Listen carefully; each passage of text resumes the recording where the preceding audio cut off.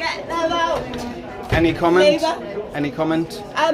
Comment Well, first of all, thank you, because you're the first one that stopped. Would you like to say who you are, sorry? I'm Councillor Mirna Juarez. I represent Mudgewood and Hunter Cross. I'm just on my way to the committee where we're going to discuss this topic of 15-minute cities. I think what needs to happen across the whole board, I think each and every community should be treated on a very individual basis, and a proper consultation needs to happen at every community, as I said, because every single community have different issues, and people should also have the freedom to roam or go to where they want to go. Who's that for? First four in, just to that table there, please. If you want to go in, don't film anything. Yeah. Do you want take my bag? So, just in the sake of privacy, I'd ask if you open it and just show me the contents of it. Honestly, I have no problem with you opening it. No, that's fine. There's nothing nefarious. It's just batteries and camera stuff in there, mate. No worries. No, it's just for anything that could possibly disturb the meeting.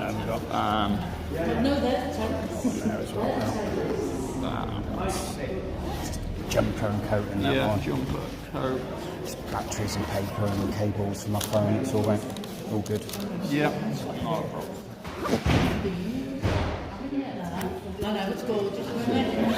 There you go, thank you, appreciate that.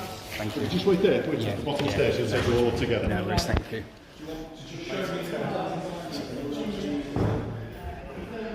So bear with me, I'm just waiting. I've got to cover the camera up. Wheel back, yeah? Thank you. I know what for some So they said no questions. I don't know that.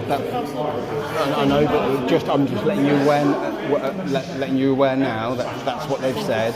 That's the whole point about the public. No, he said filming was allowed, but no questions were allowed.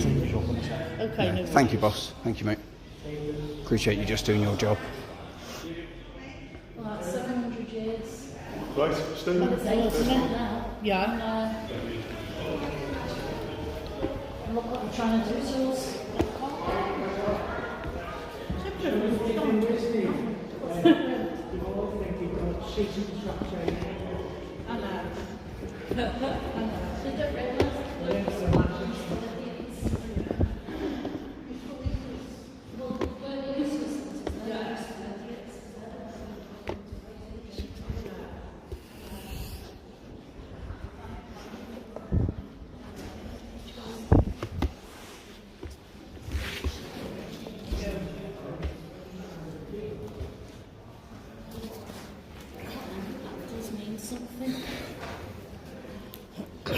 Where are you from? Which area are you? Just independent, just recording for the people. Oh, lovely. So, are you from Liverpool, St Helens? Because there's people from all different places, isn't there? Yeah, just local. Yeah. Thank you. Excuse me. Do you know what? Obviously, because the public are large. Yeah. If you can't see Elizabeth Grove, you know what I'm saying? I think you might have got one of my emails. What's your name? Mirna Juarez. I sent you an email. Yeah. Is there anybody else who wants to Why is there only allowing 10? Look at all this I space. don't know. I mean, I've got a couple of questions. Well, they're only allowing 10. Look at all the space. Just put chairs in. You get 30, 40 people in here. So there we go, people. 10 people allowed in. All this space. Disgusting. Disgusting. Sorry.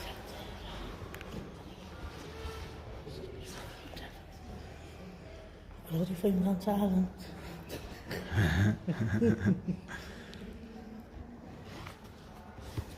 It is a beautiful building, isn't it? Can't hear you, Joe. No speaker in here.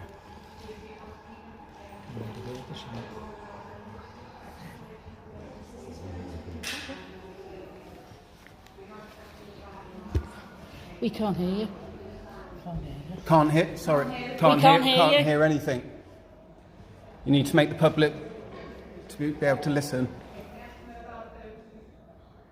We can't hear a thing. Who do you think you're talking to? Who are you? You're a public servant.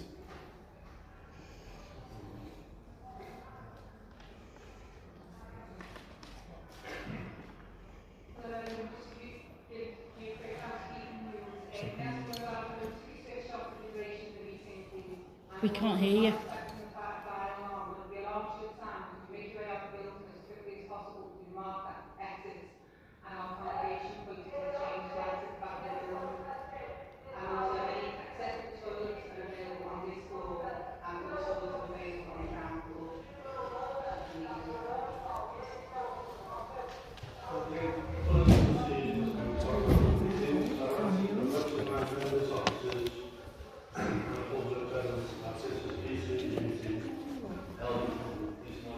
Can I stand by the door? Unfortunately, you have to stay in the seat. You have to stay in the seat. Can't hear though. Can't hear. Can't hear. I'll get them to speak up, otherwise it's going to be a bit. Depends on the level of the microphone that they can use. I just Take the seat off. On the due respect to enable the business to be dealt with effectively. Use social media and film reporting proceedings permitted to the council, the committee is held. However, this does not extend to the filming of members of the public and anyone wishing to film the proceedings, but also particularly directed to be very sensitive issue of filming children without the express permission of the parents. In addition, this permission does not extend prior to or beyond the meeting, solely during the meeting. All members are publicly reminded that paragraph standards and other items are not permitted within the holding or the meeting room. Any disruption from any member of the public or any member of the committee or local proceedings briefly and issue a reminder in the event of further disruption, you may be necessary in the room and restore to current members by City Watch representatives.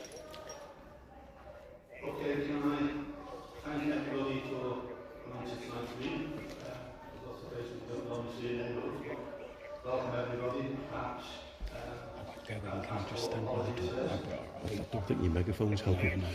Just any other apologies?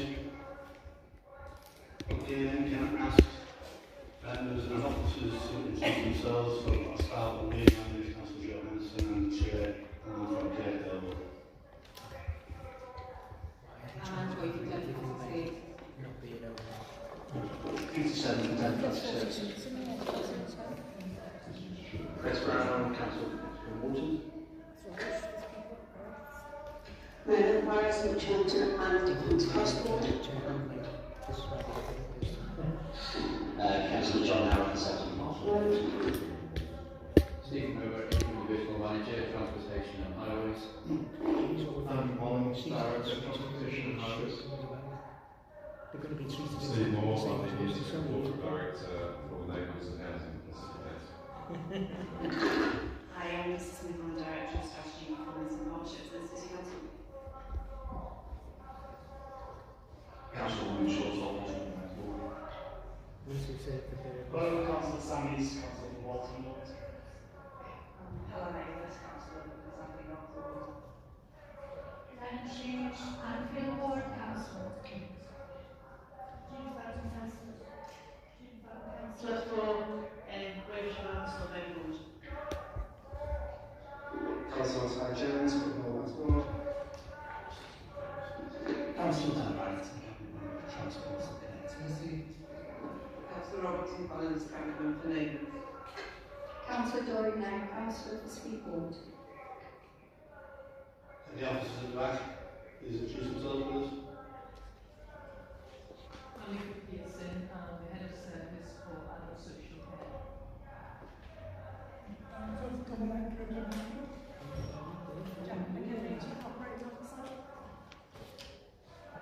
Jan Brown, I'm the Director of Adult Social Care. Peter Harris, Performance Manager.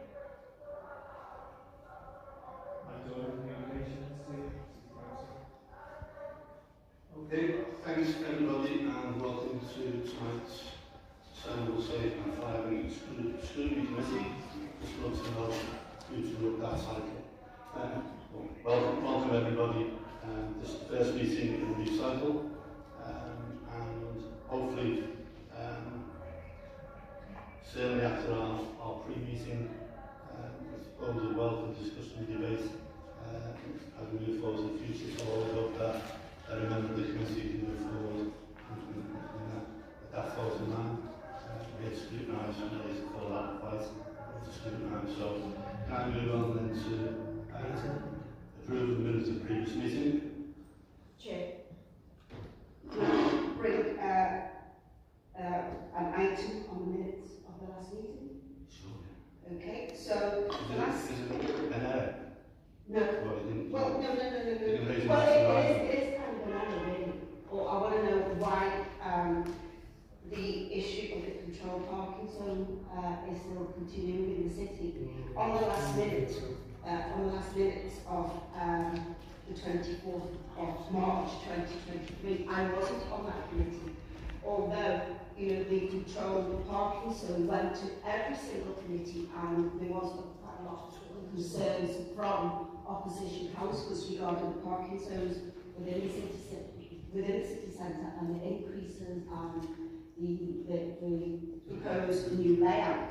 Now, it's been a while, isn't it? Since then we've had a local election, and as you said, this is now July, and it's the first proper meeting. So why, after the pre-consultation exercise that was done by the council came back as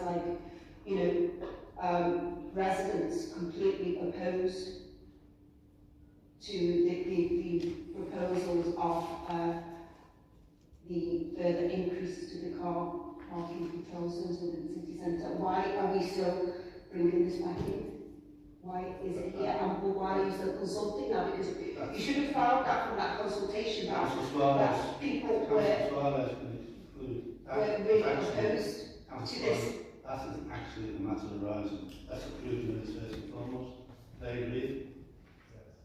And my memory, and I'll be corrected if I'm wrong, the whole parking zone costs, price increases, the Social Select Committee, based on the understanding that a budget requirement of £1.6 million was required. So that was up to a scrutiny committee, Select Committee, and the Select Committee agreed that we move forward with it. Councillor Suarez, I'll ask the officer to respond to that.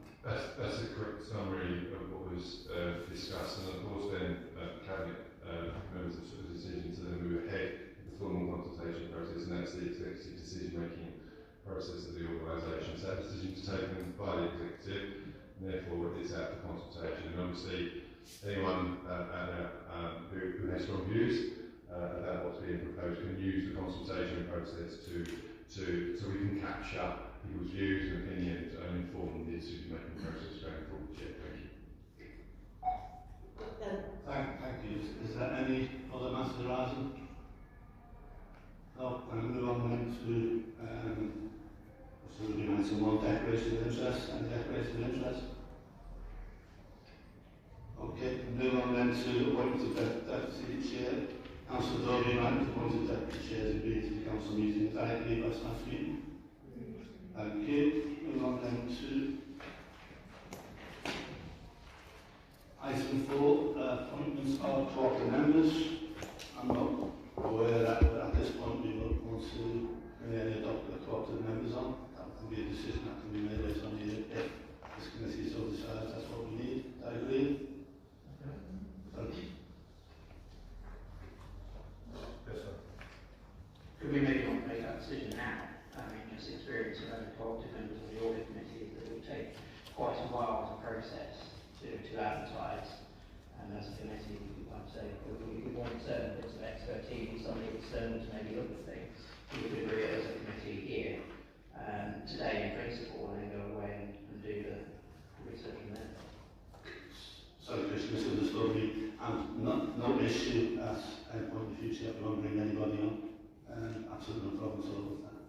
But I'm also saying at the moment, there's no issue, and I think that's something where we need to talk to members at this point. But if in the future we require any talk to members, and by all means, when you're reading a report and you feel that some expertise could be required, if you have that conversation prior to the meeting, I'll have a conversation with officers and with this committee, and we can decide that we require that individuals. But thanks for your comments, Chris. Is that agree? We are where we are at this point in time, yeah, thank you. Move on then to draft scrutiny programme for 23-24, pages 11 to 30 on the agendas. Members to study and agree to the programme ahead. Who is talking to that? Anybody? Anybody wishes to? Any members wish to raise any comments, William? Thanks, Chair. I just want to make a suggestion on the bottom of page 13. Possibly we could look at if there's time and capacity at the refreshing street jobs that if possible, that can't be done. Drop questions to report. Updates on that would be great. Thanks, Chair. Anybody else? I would just like to compliment the way how this work program has been done, because we did have a pre-meeting, all of us, to actually put our ideas into the process. I just like to say that it was a really good way of putting it all together. Thank you. Anybody else? I mean, I think, as I said at the beginning of the meeting, the pre-meeting that we had was really, really constructive by both members and officers. And I think for me, as chair of this committee, it's a way forward. And that kind of conversation and that kind of discussion, honestly, and absolutely great. And I think, in my view, and again other people who have read this work, I think it's a good piece of work, and I think it's a full council. I think all members, in particular, Peter Settings out of Antigone, and Michael Jones, who probably got the help support that we've done absolutely nowhere. So, the request is made to look at the street charter. I think my only concern is that we are maybe overloading our officers, and I would ask the officers to go away and look at this. See what works entailed. But what I don't want to see is we start piling loads and loads of work onto what was these guys important. We end up piling loads and loads of work onto our officers, and something else falls off the page where Steve. Thank you, Chair. I corresponded with the council today who kindly sent me an email, and I think this is about accessibility and inclusivity, obviously their highways and their designs, and Mr. Mollen here today is their new highways director. I know is very close to his heart in relation to ensuring that we are being totally inclusive in relation to when we're designing highway schemes. So what I would suggest finally, Councillor, is if you meet with Mr. Mollen, I'm sure he'll happily attend the community access forums and ensure that we're doing all we possibly can to ensure that the streets of Liverpool are accessible for everyone. So it's certainly something, Chair, we can absolutely take offline, but it's core business for us, and so that's suitable to the council. Thank you. Any comments? Oh, is that okay? Okay, thank you. Move on then to item 6. Move on to item 6, which is the scrutiny work plan items, council plan refresh agenda early engagements, page 14 to 30, and Liz Smith to present. Thanks, Chair. So I'm just going to introduce the items and just talk a little bit about what the council plan is, why it's really important, and why we are updating it at this point. Then I will I'll hand over to Councillor Councillor Barrington, and also Steve Moore, just to talk through and present to you now, obviously, in the emergent plan that are relevant for committee. So just in terms of the pack, I'm going to concentrate on the sort of slides that you have if you want to follow those through. So the council plan that we currently have was approved back in March 2022, and that was really an important part of our strategic improvement plan that we agreed with commissioners, really trying to get the council to have a plan that was a single set of priorities for the whole organisation. And that plan was sort of developed over a period of time, with some public engagement sessions, etc. And we really now are focused on refreshing that plan for a number of key reasons. We have a new cabinet, and new administration growth manifesto and pledges, so it's important that we reflect those in priorities of the council. And we also want to make sure that council plan will take the opportunity really of making sure that there's collective ownership of that plan right across the political and office leadership team, right across the whole organisation. So it's a single plan that we're all working to deliver that plan. And also that gives some strong, clear vision really to span the sort of next 4 years for the council, so that there's a sort of, a medium-term kind of plan with a sort of stable set of priorities that we can deliver. And also it's a big opportunity for us to use this process to sort of strengthen our corporate planning in the council, and that's a big element again of our improvement plan. So refreshing the plan will help us improve consistency in that, to make sure that we align our strategy with our longer-term financial planning. And also we get that golden thread right, which is quite often talked about in high-performing organisations, so that we have a really clear plan at the top that filters down to priorities within each service and director, all the way down to individuals that understand what their roles in the council and know what they need to deliver, so that the whole organisation is pointing in one direction. So over the last sort of few months, we've been undertaking some preparation work. We've been looking at the evidence base that sat behind the plan just over a year ago, and doing some horizon scanning. And it won't surprise you really that in a period of 12 months, the kinds of issues that the city's dealing with, that evidence base hasn't desperately changed, but if anything, some of the inequalities, some of the issues that we're dealing with probably deepened as a result of the sort of cost of living crisis in particular. So again, checking that evidence base just suggests that the analysis that we did is correct, and that we're focused on the right issues. And we've looked through our operating context, thinking about horizon scanning, what's happening in terms of future funding, or sort of demographics and deprivation issues, and also looking at thinking, how the context around sort of increased digital opportunities might affect us, AI opportunities for net zero and climate resilience, and our Eurovision legacy as well. They're all things that we are looking through in our change context in terms of how we do the plan. So Cabinet asked us to do the plan within a kind of 100-day window. That was a challenge that they've set for us. So our timeline is September to take drafted plan to Cabinet or Council. So we're here now doing pre-scrutiny, which is great to be able to do and get your views on the emerging priorities.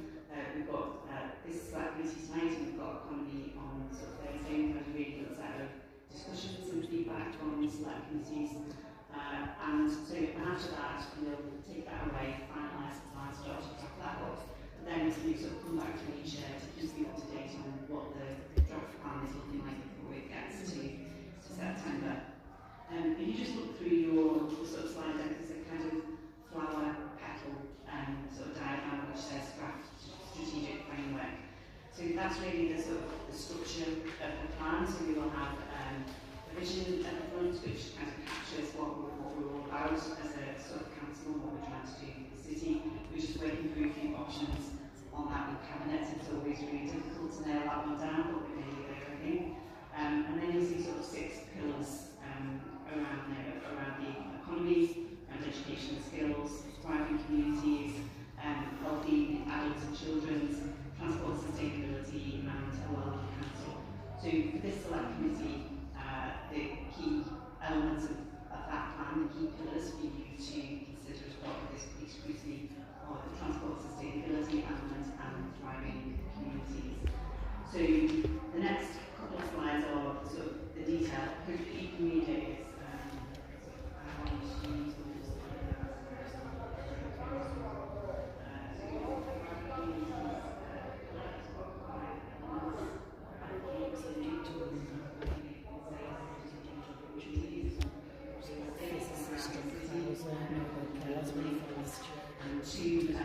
Two priorities around housing, which is safe, affordable, safe, sustainable, generally affordable homes, and a joint up approach to homelessness. And then we also have the transport and sustainability pillar as part of the council plan, and that's focused on sustainable and travel infrastructure, responsive, efficient service, delivering highways, maintenance, public realm, safe, more accessible, inclusive streets, connectivity improves across the city, making places cleaner and better to live in, and then a priority around progress on our climate action and environmental sustainability. So they're the two pillars of the plan. What I'll do is I'll pass over to Laura to give a little bit more detail on how to talk about how these priorities have emerged. Steve will pick up the housing priority because unfortunately Councillor Juarez isn't able to be here today, and then we'll pass over to Dan Barrington to pick up the transport bit. I'm very conscious that that's a lot of information to share, so if at any point maybe the Laura you want to pause after one pillar, then Michelle. Okay, thank you. Thanks, Liz. You're absolutely right. There's an enormous amount of information that you presented to us, but it was always the plan, wasn't it? Yeah. Any comments? Yeah, loads. Tons of comments.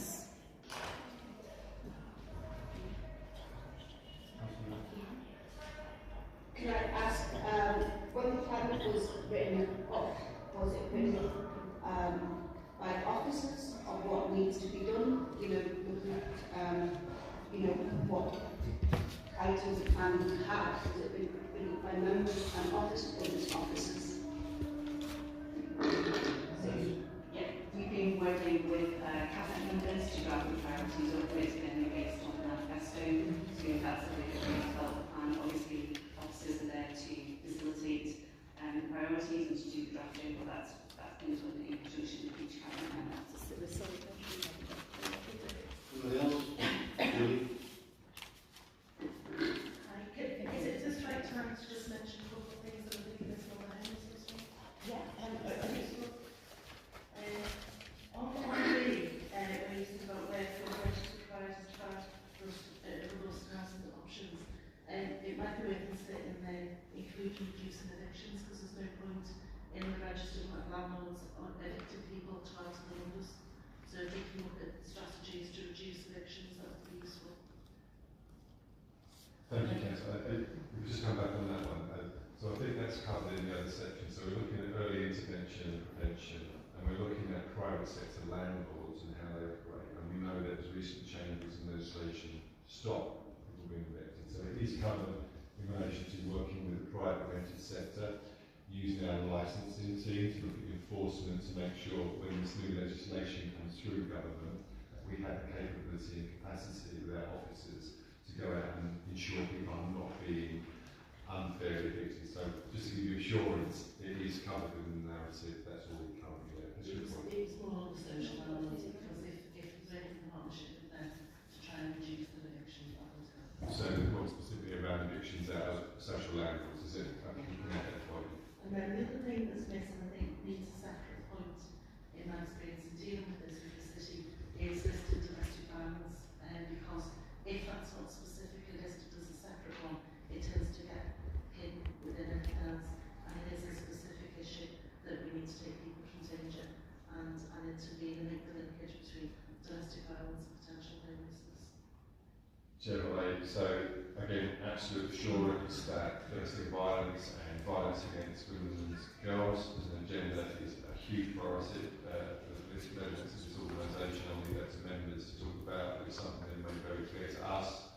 This is a huge agenda, and which is why those fleeing domestic violence and violence against women and girls are classified in the top band for need, and obviously we have reciprocal arrangements with neighbouring authorities to make sure those fleeing violence or fear of danger are taken out of danger as quickly as we can. But I can assure you, maybe the alignment of that, so it's a what version of the violence against women and girls and domestic abuse strategy that will be coming forward later in the year, you can see the alignment and where housing plays a part within that. That's a good point to raise, thank you. And my last point brings me on to the balance, because it's also looking at the impact of Property Plus has on the delay in preventing us to house and homes people quickly.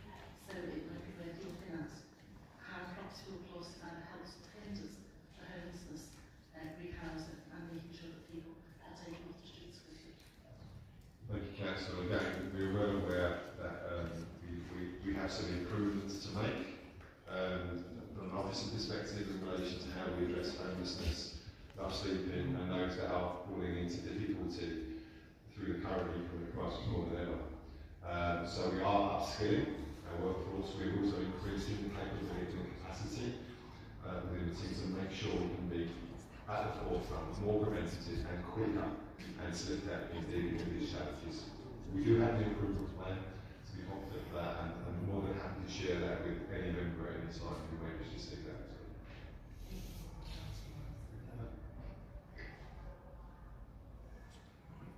Thank you, Chair. So I'm quite pleased to see the intent here in the plan to strengthen strategic themes and the financial planning cycles and performance reporting, clearer ownership of strategic priorities such as equalities and net zero, as well as, how is everything linked in with the manifesto and the directorates. Now, because I feel like in the past we possibly worked in silos and weren't interconnecting all of these things. So I was just interested, how is all of this going to be monitored? Who will be responsible for these strategic issues, and how will we as members be able to monitor this, please? So on a quarterly basis, we will be producing a performance report. That performance report will talk across the whole of the council plan and give you a narrative about, against the key priorities and progress that's been happening. But it will also have a set of key performance indicators and measures, so that you can see the impact that's happening against some of those key performance measures. That will go to Cabinet on a quarterly basis, and that will then be visible to all select committees in the form part of your sort of cycle. But also around that in the organisation itself is a performance sort of system that challenges performance. So CCMT will be looking at performance. There are director of business plans where performance is reported, and the whole picture of that directorate is looked at. And also we are mapping very clearly the accountability for each element of the plan. So it's very clear what the lead officer is and what the lead sort of cabinet member. And what we won't be doing is leaving an element of the plan where that's not clear, where it's not clear who's delivering sort of what's in the working vehicle to make sure that's very visible. But the key element for the select committee will be those quarterly performance reports that you can have access to in the appropriate time of the cycle. Okay, thank you. Thank you. The report makes quite ambitious reading. It's like we're all going to live in utopia, and there's been years and years of opportunities to fix a lot of things.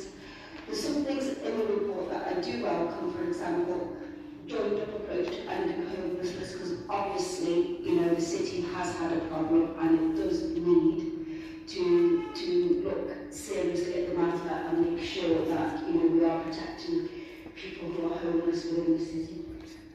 Also, the items that people need to feel safe when they're out and about within our city. We do have a problem in the city with antisocial behaviour, and I think that a lot of that comes from people who are bored, they've got nothing to do, teenagers who have nowhere to go because there's been cuts to the youth budget.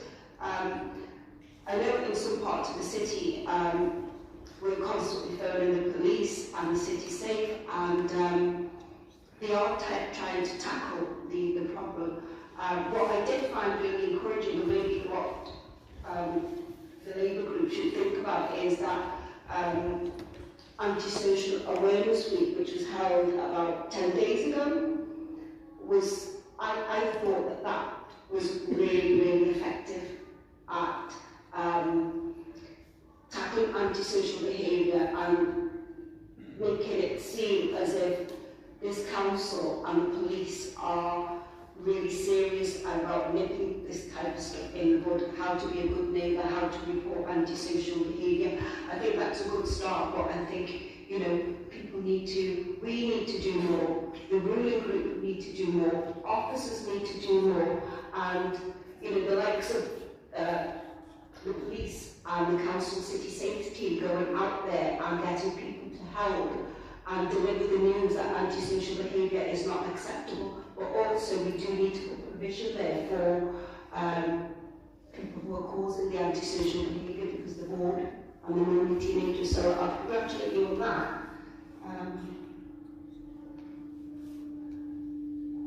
Also, safer and inclusive streets. The ward that I represent at the moment has one, and the what's it called, school streets. It hasn't really worked. A school that I know in particular, and this report says that you're looking to have 50 school streets. That's quite ambitious. When really, you know, I believe that central government hasn't really provided much of a budget for this. Could somebody answer that? How are you going to deliver 50 school streets across the city? Thank you.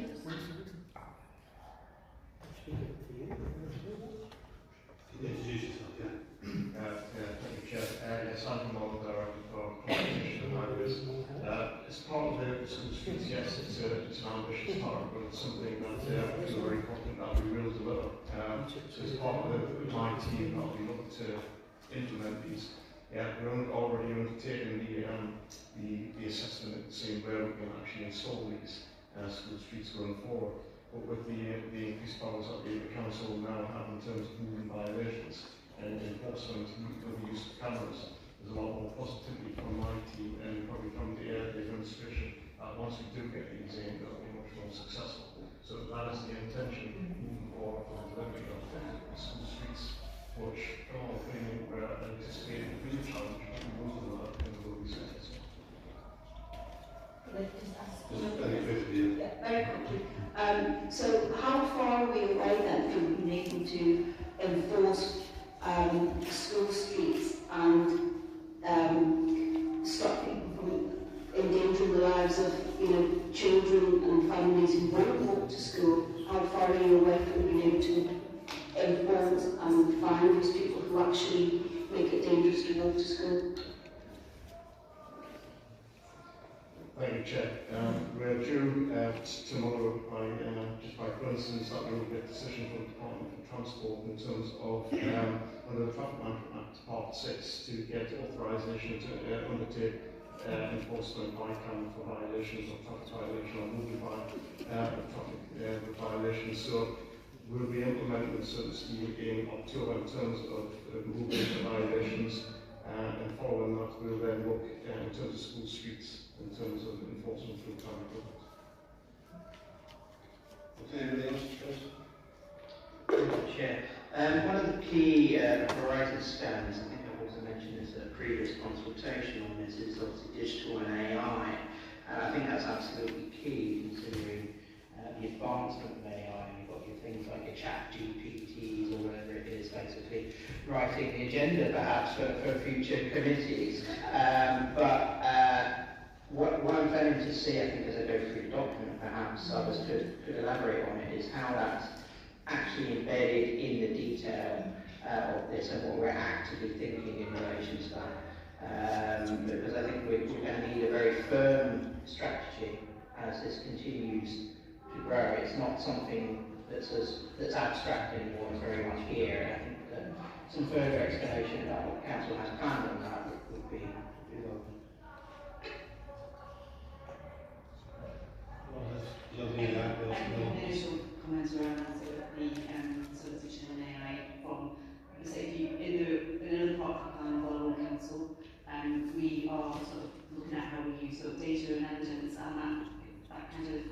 element of it is really important for us to be able to effectively use our data, inform our evidence, do scenarios, and sort of modelling about what our sort of service delivery would look like. So certainly that's one opportunity, but I think it's right across the range of services that we will have to be looking at over the next few years and years ahead.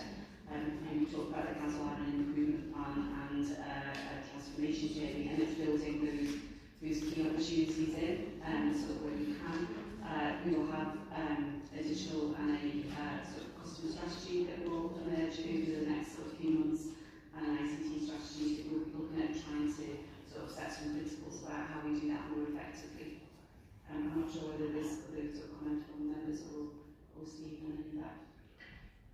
Thanks, Liz. John? Yes, this was just going back to the ending homes and strategy again. So, for instance, looking in there about just short-term accommodation, and I don't know what our current kind of use of short-term accommodation really is, but just in case it is ever needed, I think we brought something in there about that. I know that Sheffield City Council recently had something that they found when we were using hotels and things for short-term accommodation. The cost of having to move people around, they were just going to take rooms that were available. What they've moved to doing now is having block bookings basically, so they provide stability to people. And obviously the approach to that ending homes and sort of short-term accommodation is not something we want to be using, but for if it is ever needed or if it is currently needed, just wondered if there's any details on that and how that's being looked at. Thank you, Chair. I mean, my answer would be one that's a bit generic. So the worst form of accommodation is temporary accommodation. It is high cost, low outcome.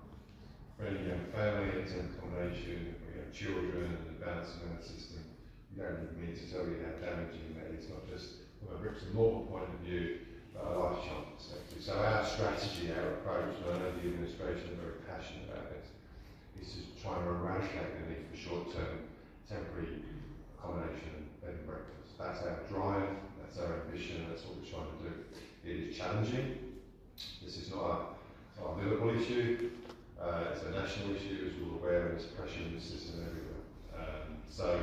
But what I can say is the action plan that is being developed is looking to ensure that wherever we possibly can, we are eradicating homelessness, we're also preventing homelessness. There's people at the moment that are housed, they're in the private rented sector where they are, and they're struggling. And they're teetering on the edge of falling out of that sustainable way of living. So we need to look at the preventative side, so the demand doesn't increase, because demand's going up. We need to look at focusing on families and the right chances of the children in the city going forward, to ensure they've got a great quality of life and opportunity going forward. And the only way we can do that is to increase supply. We have to access supply, and we've got to access supply that is sustainable and it's fit for purpose to ensure that people have got the right environment to live in. And that sounds very motherhood and apple pie, I get that, but that's the ambition. I can assure you there is a more detailed plan behind that and how we look to try to address what is probably one of the most difficult issues nationally at the moment. So, okay, thank you. Sam? Sorry, can I just check my understanding of the proposal here? You just gave us a start of example, I think. Are we going to get 3 more granular and then more, on each of the planks, and then we'll come back for questions again, or will we do all the questions now? I think my intention was that members could say some points. So, I mean, this was the chair's here, I thought so. I'm sorry. As you put your hand up, you were brought in, and we'll keep going until you can answer questions. No, yes, because I'm just going to pose questions to the calendar member after hearing from the just want to check I wasn't missing interest to do that. Just put your hand up and then do whatever you feel is best for you. Thank you, I'll wait for you. So, Sam, do you want to? No, So, you want to come back? Yeah, it was just in relation to the council's comment before about running antisocial behaviour events at certain times of the year. I have to say, in support of the Safe and Strong Communities team, they're absolutely amazing, and they will run those events throughout the year for any councillor or any part of the city that needs them, and certainly they're doing that for me all of us alongside the City Trust. So it isn't just a kind of once in a lifetime, once every 6 months. They're operating throughout the year and to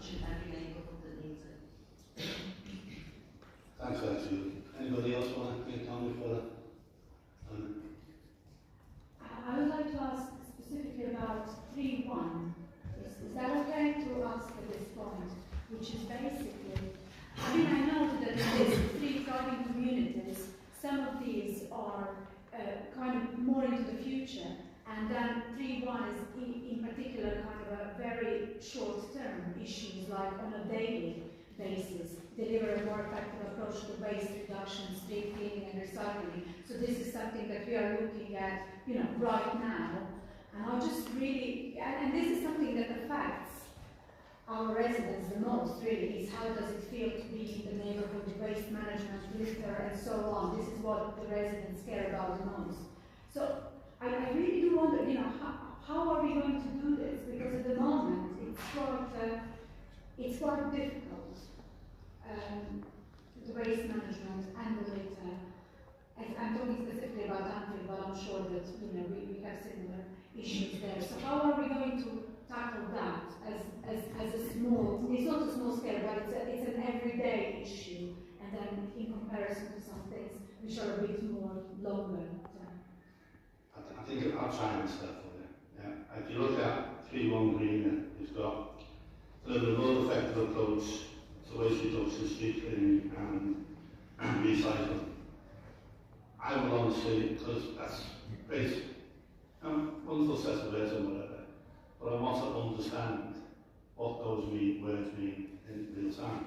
So I want to say the effective approach. What are we doing differently to our recycling? What are we doing differently to our waste collection? What are we doing differently? So we can track that and we can understand that. And when we're talking to our residents, we can actually say, well, we've done X, Y, Z. Not some glib response. I'm not being facetious in that, but sometimes we get reports that just a glib response. So I would like to see for all that document, I think it's an excellent document, but I would want to see a tracking matrix that tells me or answers those questions instead of we are where we are, we've done this, we've done that. So we can see and look out and touch and feel what that effective change is in all these issues. It's a big piece of work. I mean, that is a big piece of work anyway.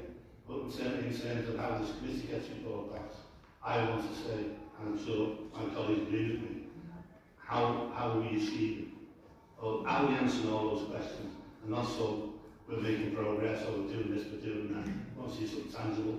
I think, does that answer your question? Yeah, it does. Yeah. Okay, so, William, I thought you'd been too quiet. Cool. Yeah, thanks, Jay. In terms of page 28, 5.3, welcome the improvements to progression and accessibility. Targets of 50 for the school streets, welcome that. I've just got a little concern in terms of 5.2, in terms of further review of improvement to highway assets and inspections. What I want to make sure is when the council do repair or the contractor repairs a pothole or whatever, they get it right first time, but sometimes I've gone back to the pothole and I haven't been done properly. So I really want to emphasise that we fix it first time. Thanks, Jim. Some of the highways. Who's going to get a commitment to get potholes right first time? This would be as a short tenure as director of highways and council. So obviously we've got a lot of work involved in, you'll hear a bit later on about the report in terms of the new service going forward. As part of that service and probably a medium to long term action for me, which I am very passionate about, is about following first time repair principles and asset management principles going forward. So yes, at the moment we do have problems with potholes across the city, and we acknowledge that. The point in terms of an efficient service going forward will be to identify how we do the process in terms of identification and repair, and do it right and do it first time and move on, because we don't want to be returning to issues like that. So in terms of the model, it doesn't go into detail of the report this afternoon. That is one of the intentions of looking at how we actually deliver the service in terms of making sure it's efficient and making sure we do things right first time. So that's probably the commitment I can give to say, yes, that's the sort of thing we're going to look at moving forward. But we need to walk forward on that one. So that's my commitment I'll give to you. Thanks, Sam. Thanks, Jim. Thanks, Andrew. Highways Agency on the right. Of directors who have gone to this council over the years, have come up with different ideas, different concepts about how to fix potholes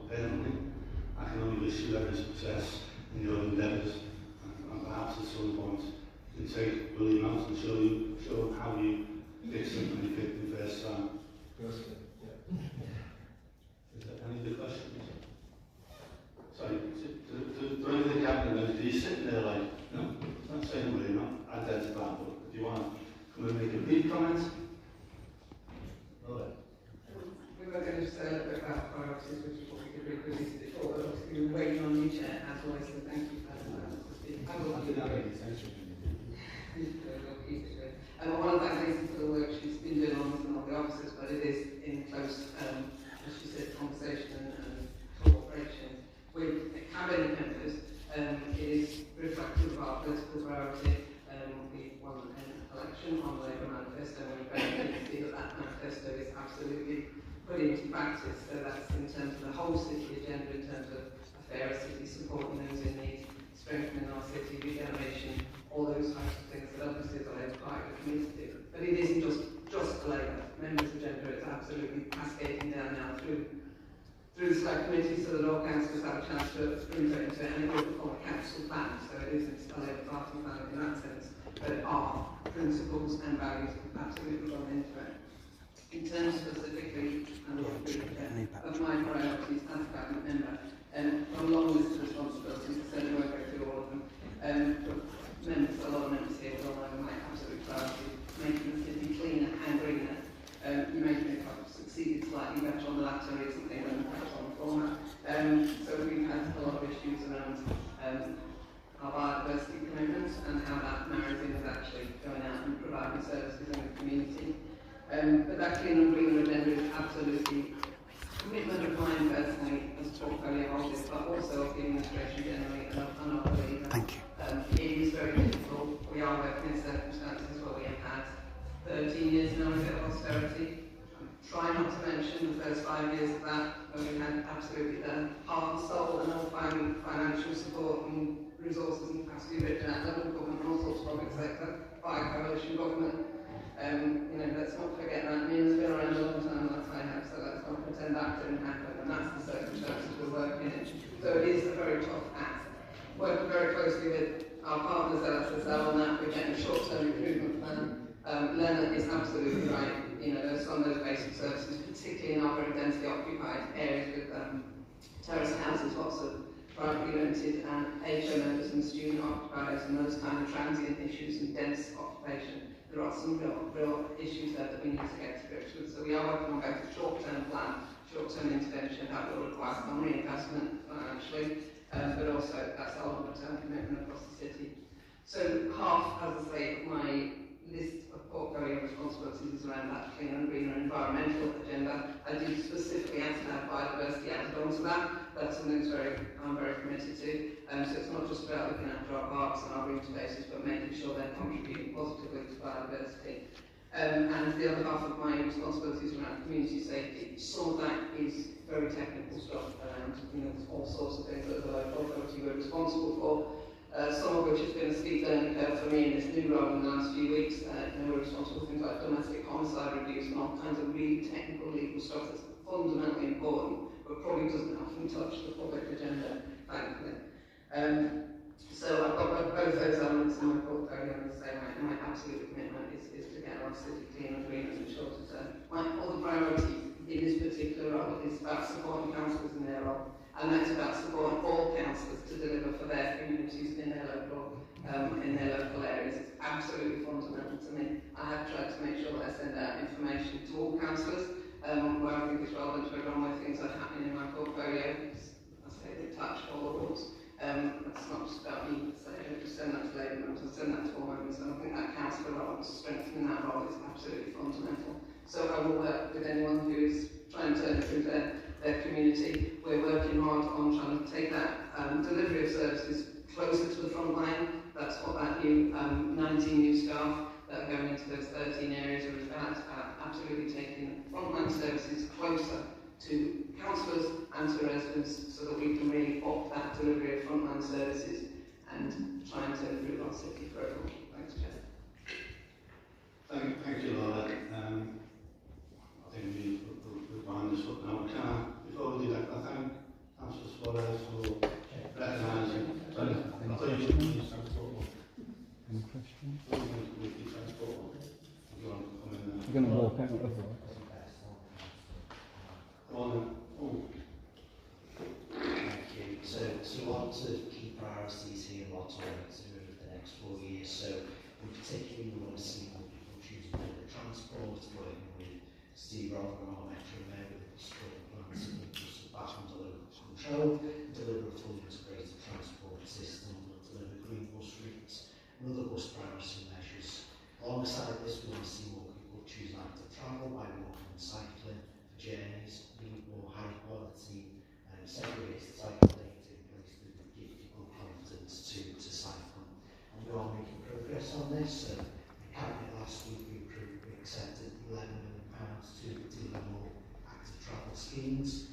Tomorrow we're opening the mini road scheme in Everton, which is a cycling facility for kids, which provides an artificial road network for children to understand how to navigate different types of junctions. It's brilliant.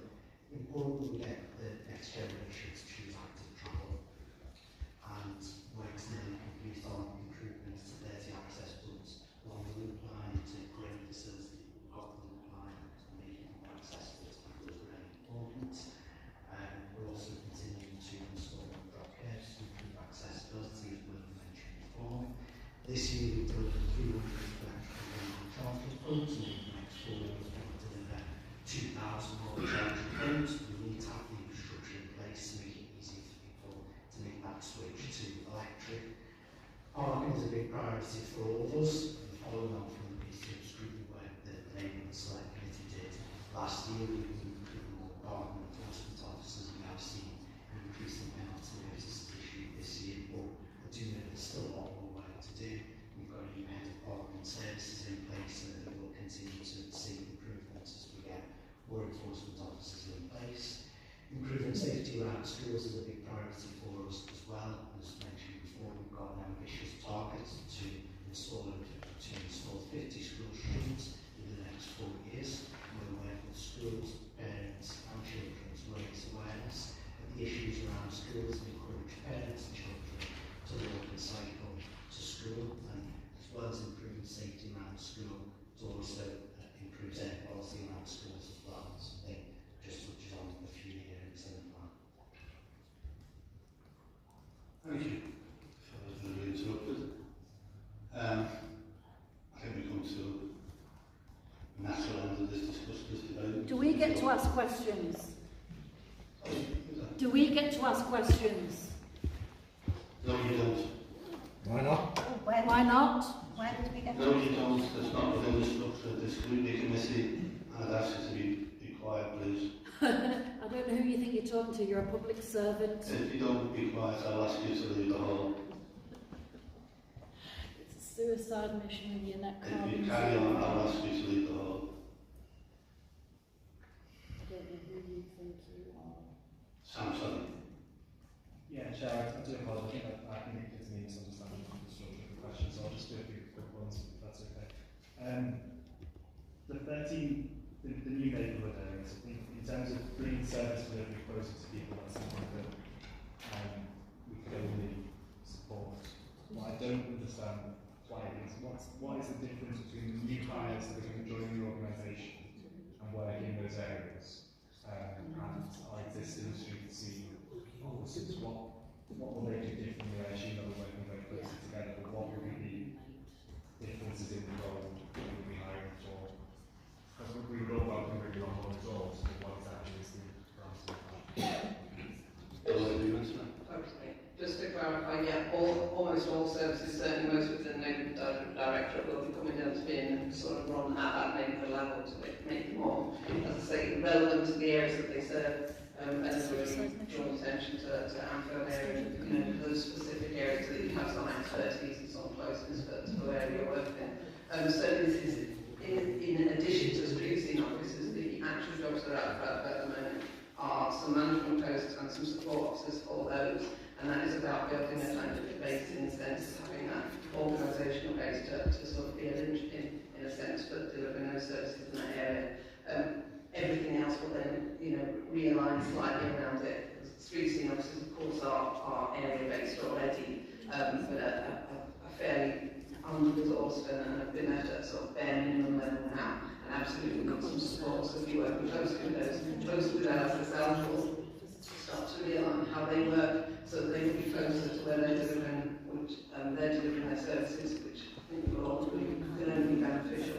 But oftentimes what things around departments delivery, excuse me, and those other neighbourhood directorates services will similarly be realigned around the geographical area. And that is about service improvement commitment, and it's about bringing those closer, as I say, so that the managers will be working closely with councillors in particular, but also with other residents and stakeholders in the areas, and sort of being a cross point, but making sure those other council services are working in an appropriate way for those different areas. Thank you, Laura. Just before I move on, I'd like to thank all the people, Councillor Suarez, for accepting and realising what an ambitious lady and leader of the City Council is, and I'm sure we will be able to demonstrate more ambition when the opportunity rises. Can I thank you, Andrew? I mean, the position you're in is a beautiful position. I'm sure you will bring huge success to your role. And so Lisa, how much money? Very much hold this together. Can I ask that the committee approve the report? I agree. Thank you. Chair, just a point of order. It's Councillor Juarez, not Suarez. Oh, that's my fault. My apologies. Thank you very much for not letting us come back and say, I think you have no choice but to do that. Councillor, you had ample opportunity during this debate. Ample opportunity. Probably more so than anybody. We move on then to 6B, is the Ombudsman's Complaints Outcome. And this is presented by Nikki Pearson, is that right? If I pronounce that right? It is, yeah. Thank you. Okay. Thank you, Chair. I'll just say a few words before I was speaking. So this is a report that sets out how we handle social care, and we work together with housing services, our responses to and it stems from a complaint from a man who we've been in that property with, and that investigated it and set out some very clear lessons that we will go into. And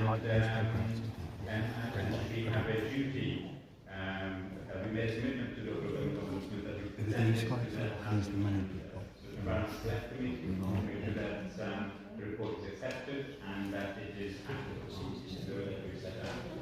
So if you would take it. So just going into some of the details of the report on Ombudsman in general. So the Council received the final decision from the Ombudsman in general for this year. The decision relates to a member of the public whose illness in 2020 and presented to the Council for support. The local government Ombudsman found fault in how we supported the individual. And some of the faults that they highlighted to us include failing to act in line with statutory duties to enable the individual to be supported and obtain accommodation. Closed his homelessness application in March 2021 without contacting him about it, and did not properly consider his complaints about the issue in line with the complaint procedure. From that report, we've taken a number of actions since within adult social care, mental health and homelessness to look at some of the things that we need to do around improving our preventative offer and making sure that all of the officers within housing services, services at the time, understand what we need to do is somebody presents what we need to do, and we make sure that we offer support and that we don't close any referral inappropriately, which is one of the concerns that the Ombudsman considered and found was our fault. At the time, we also made a remedy to the individual and also, since then, the housing option service has now moved over to Liverpool and housing directories. With this, we have continued to work together as partners to ensure that we support where we can in adult social care, and that we ensure that contacts to the public or any person that presents as homeless in any of our front door within adult social care or homeless service receiving support that they should do. We've also ensured that we continue to do levels of the teams and the officers receive required training to ensure that they're aware of the policies and the duties of the council. No, we kept it light so that you get a chance to kind of consider it, but the purpose is to effectively make sure that the committee is aware and that we've taken all the measures and steps necessary to start to improve some of the services in collaboration with housing services. Thank you, Councillor. Any members of comments? Observations?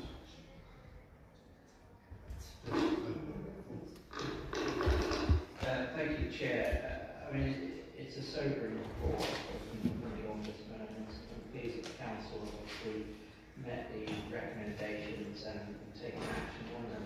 I suppose the key thing is, as we mentioned, it's about what we learn from this and how we improve the services going forward. And I don't think it's just about the sole incident here, and if anybody is at risk of homelessness, it's right the way across the council and how we do the services.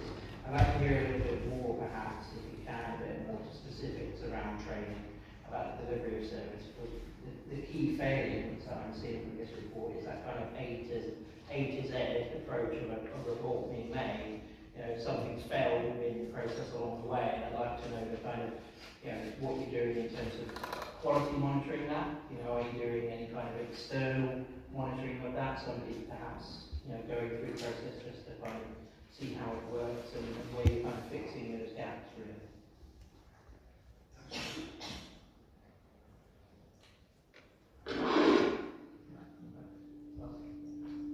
Reading the report, it's quite sad, really. The episode that is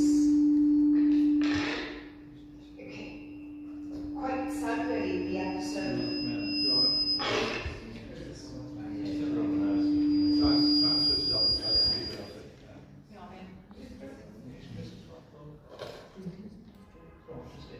Yes, it was quite sad reading this report because I think this man could easily die in Liverpool, as you know, he was in need of medical attention. So, you know, we could have had another death, a homeless death in the city yet again. It's just completely unacceptable. And my worry is, if this Labour administration does not learn lessons from this winter we could have more deaths. This has only come to light because obviously this man, as he's named in the report, he must be quite a resilient person, he must be quite a brave person to come out and speak about how he was treated and how he had to leave Liverpool South City Council to get medical attention. I don't want to see any more cases like this. I don't want to hear any more cases like this again, because we've heard it too many times, and we've heard cabinet members falling out with private generous people who try and help the homeless while, you know, while there is a big demand, for example, during the winters, and then a war comes out of, you know, kind, generous people, rich, trying to help the homeless, because the council wanted to look big, that it was doing its the best it could for the homeless, but it wasn't enough. And here we have another person that could have died in Liverpool under your watch. And, you know, is there any more of these cases that we don't know that are in your files that we will get to find out, say, in 6 months, a year? because it's not good enough. I mean, everything sometimes with this council sounds like it's sugar-coated and, lessons learned and we're going to do better and but there seems to be just nothing changes. And a lot needs to change. We can't have homeless people dying in Liverpool, and this man could have died.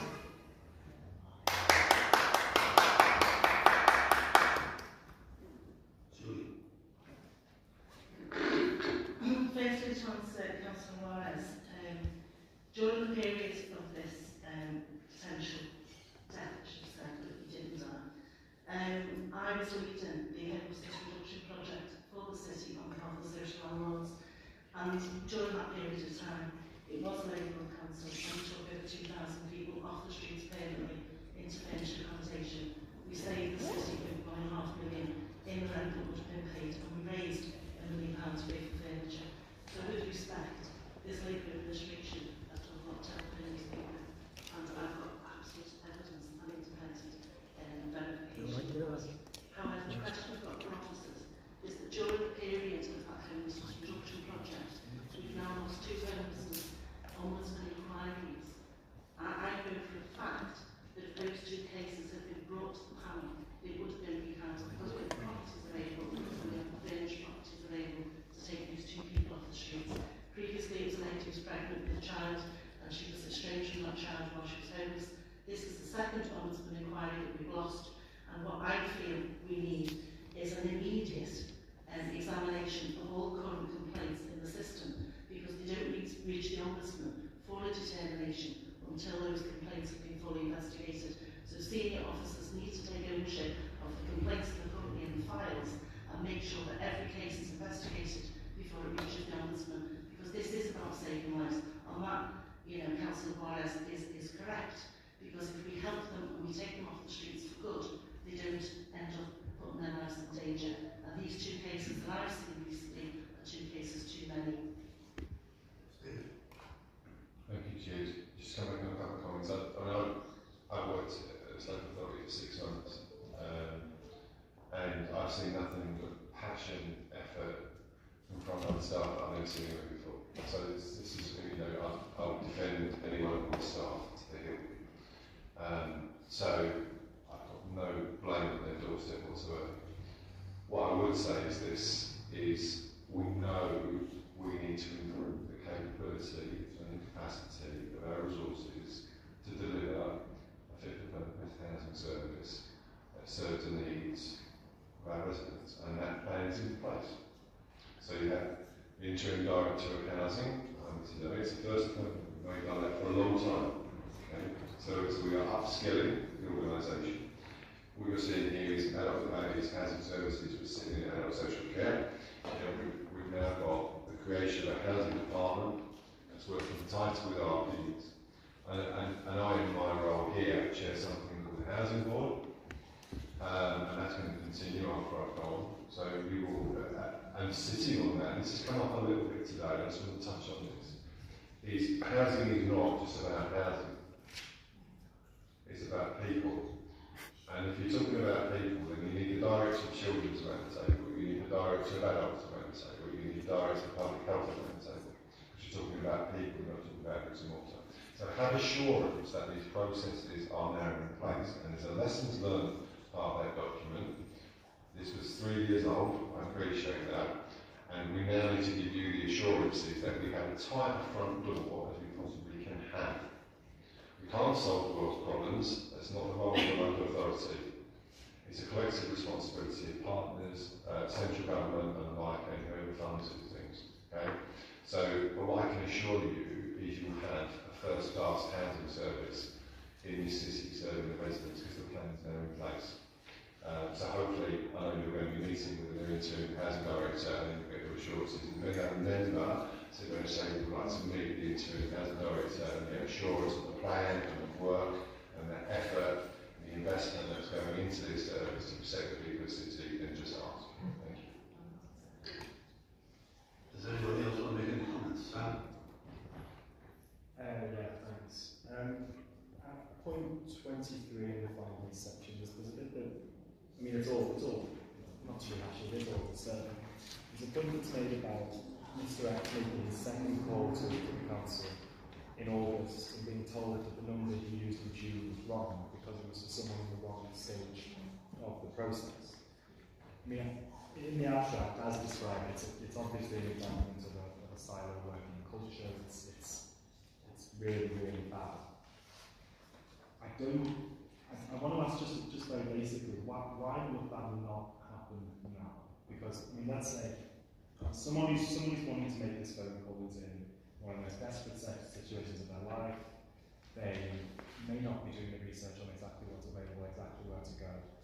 I went on Google today and I found 2 different phone numbers that the council website advertises.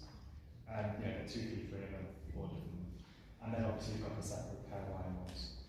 What has happened since this report, maybe since before this report, such that if I was to call the wrong number today, I would enter the system where I'm supposed to enter the system? Sorry, I'm just seeking advice from Dr. Garrison because he's near to this than I am. That was picked up as part of the improvement plan. Since the 17th of July, there's now a one contact, one route into the organisation to simplify the process.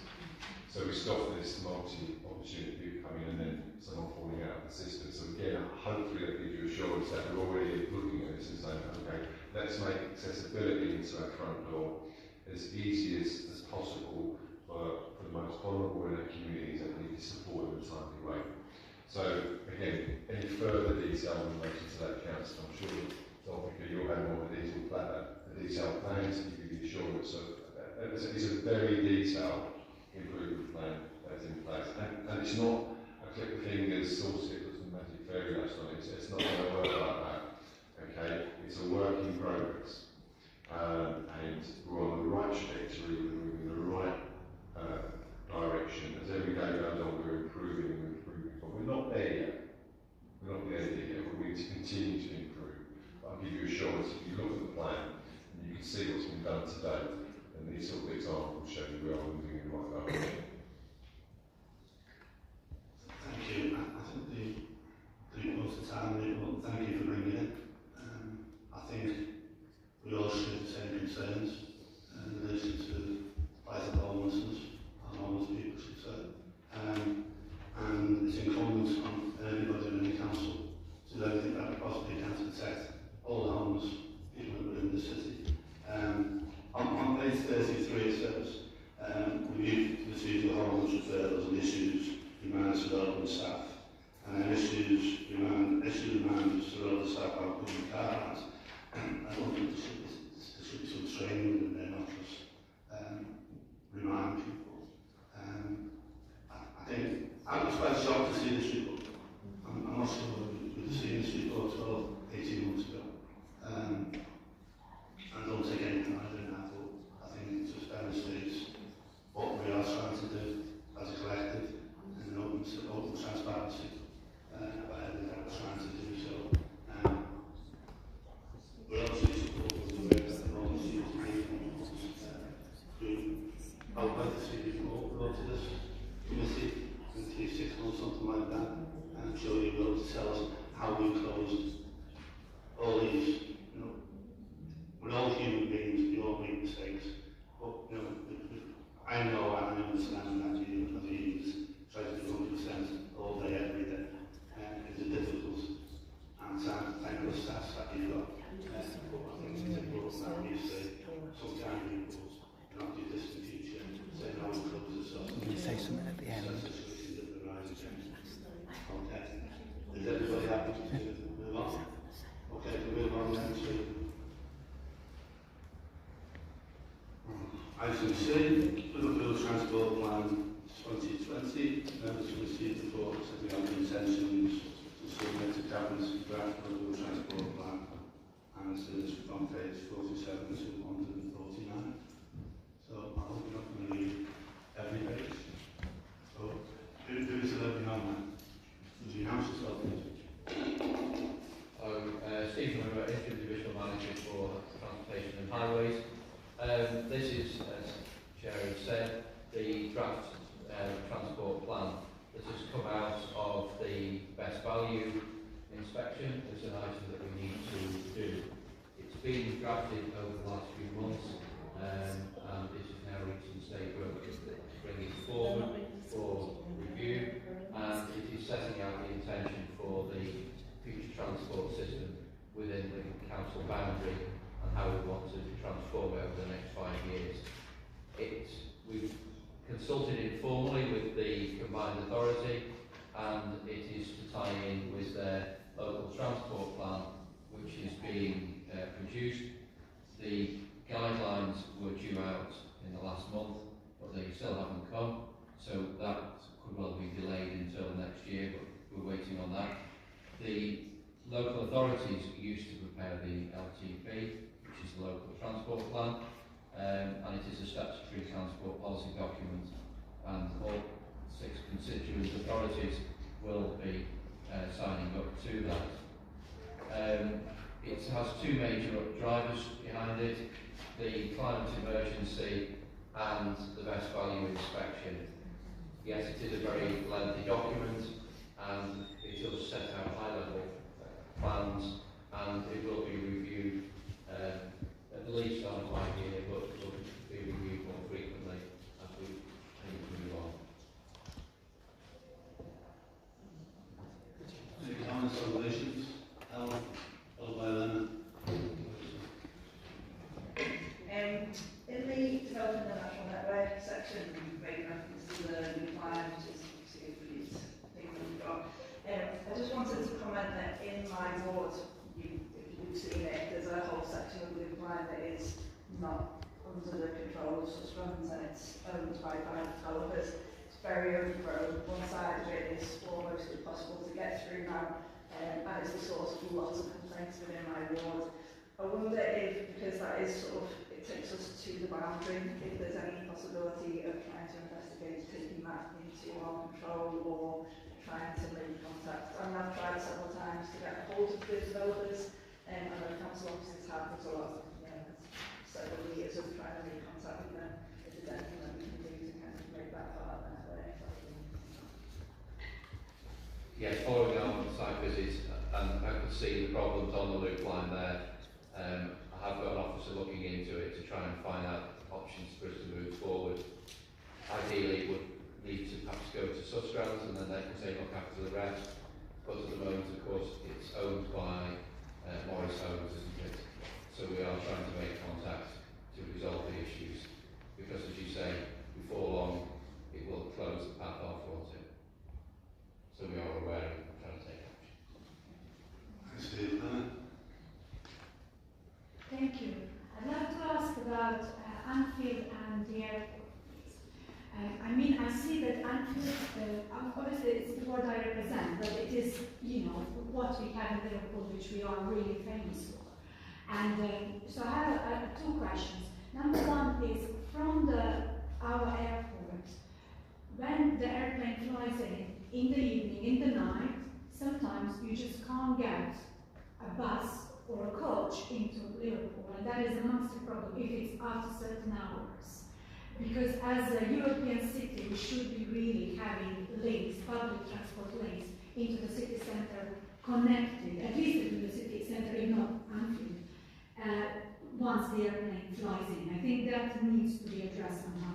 And number 2 is, I see that there is a section on Anfield here, in terms of Anfield strategic regeneration framework, but it's not mention of the extension that we are getting now. We already had an extension in 2016, I believe, and now we have an extension opening up with 6,000 new supporters coming into the area, and that's going to create a lot more traffic in a particularly residential area. So I just wonder, why isn't that kind of mentioned? I think that needs to be a priority. And we will have the Taylor Swift as well. That's a world not for rent. So we really need to have these links to Anfield much more strengthened, I think. And I see that there is a mention of, it's called bus rapid transit. What's the time frame for that, for example? Thank you. So said, then we can quite action. There's a mention of a thing called bus rapid transit. I found it here. Yes.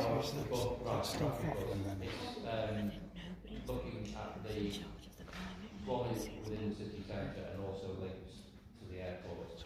The airport and the buses are being looked at by the combined authority, and there is, I think I'm due to attend tomorrow even, the airport transport forum, so I'll mention that there.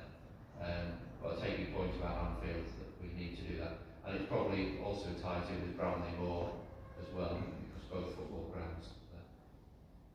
Okay, thank you. I really appreciate it.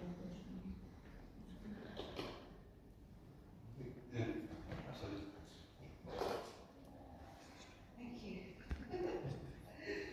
Yeah, again, you know, we have a very, very ambitious transport plan. Some items there have been overdue. For example, linking up the airport to the South Parkway, because you have seen the way the buses have been diverted to go towards the airport, and half the time those buses are empty. Other services. So yeah, this plan is very much needed because there seems to be a disconnection. You know, I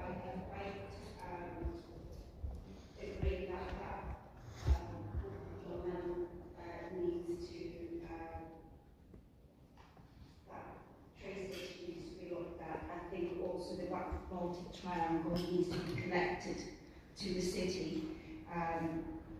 So that's really welcome. The issue of if you're going to make public transport appealing and sustainable, I do think though that it needs to be more affordable, because you know you can get on buses at certain times of the day and they're empty. And in the morning, sometimes when you want to get a bus, it's full because they're not using double deckers, they're using single deckers. So if you want to send your child by public transport and you don't want to drive them in, or you haven't got the time to drive them in because you've got to go to work in a different direction, there isn't the, at certain times, there isn't the capacity. So I think if we want to have a greener, more sustainable city and have clearer air, I think, you know, public transport is a key part in that. I do think it needs to be more affordable. Can I just add, the other day I got the bus and it was cheaper for me to get 2 single tickets rather than get a return ticket, because the return ticket was going to cost me £4.70. So I did the math. Liverpool Echo. It was cheaper if I was to get 2 singles, buy a single ticket every time. So I think maybe that needs to be looked at as a day saver for adults as well. Yeah. Liverpool Echo. I'll be down now, Chris. I'll be in after that. Yeah, thank you. Absolutely, we need to improve us. Liverpool Echo there. That's exactly why Steve Liverpool Echo. Just round. So just to let you know. So they are reporting, but what they pay. No. So you've got Liverpool Echo there reporting.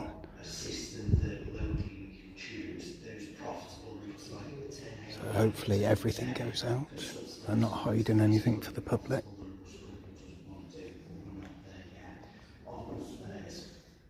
What you're talking about is the day ticket, not a return ticket. So Steve Rodden capped the price of buses at £2 for a single journey right across the city region last year. Yeah, got table as well. Yeah. Follow the money.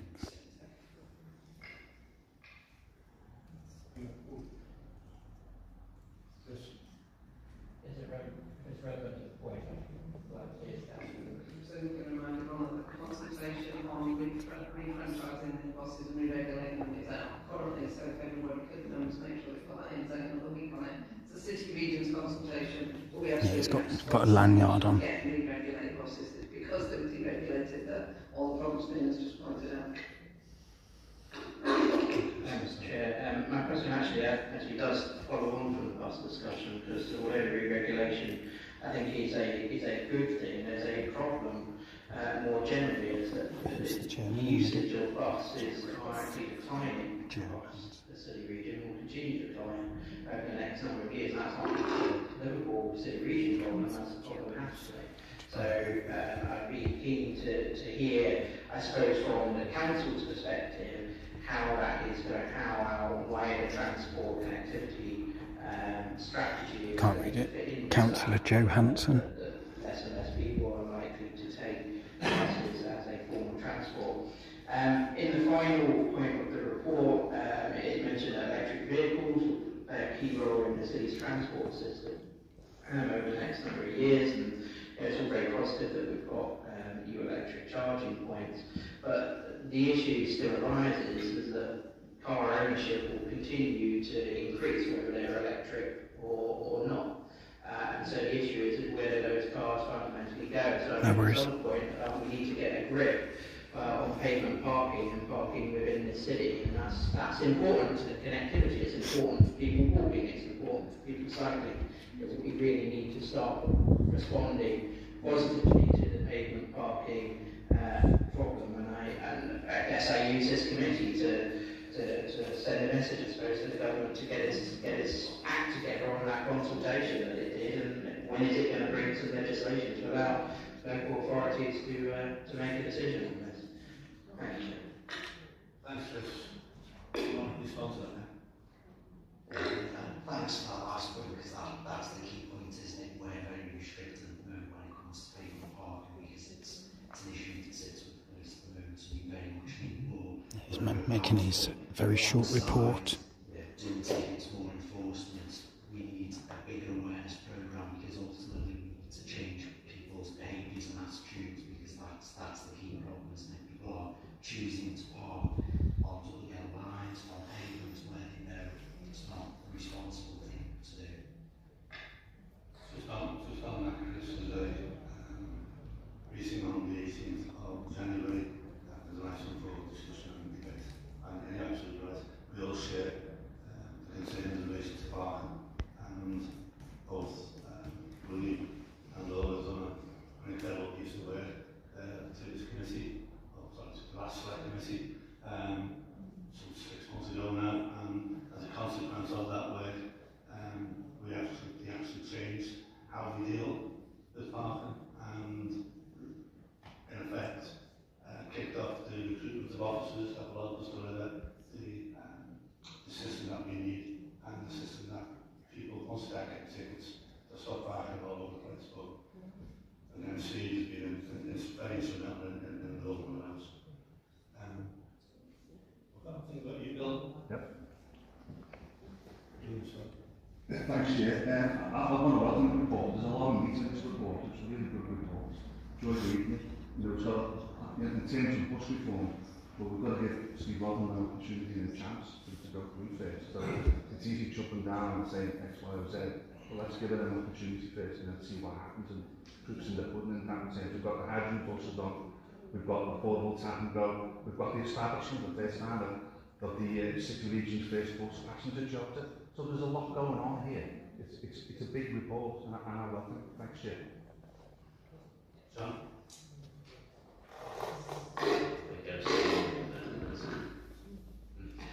So yeah, just, you mentioned hydrogen buses, that's what I was talking about. Yeah, I was intrigued about some sidetracking the hydrogen buses. It goes around that hydrogen isn't really a fuel in itself, it's a battery in effect, because you've got to use energy to actually split the hydrogen in the first place.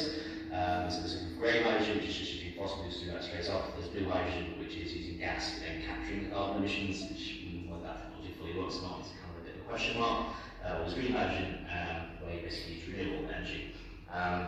So obviously it doesn't really mention what we're planning to use for this, that's one thing, but I would honestly think that rather than hydrogen buses, just going to be electric buses would be simpler from renewable sources. I know that Warrington Council has recently ordered 105 electric buses, which basically all being powered from their own sort of solar farms. I think that's probably a better strategy to go down than maybe still somewhat experimental hydrogen technology, essentially we've got no guarantee of whether it's going to be green hydrogen or blue hydrogen like this. Yeah, well, I'll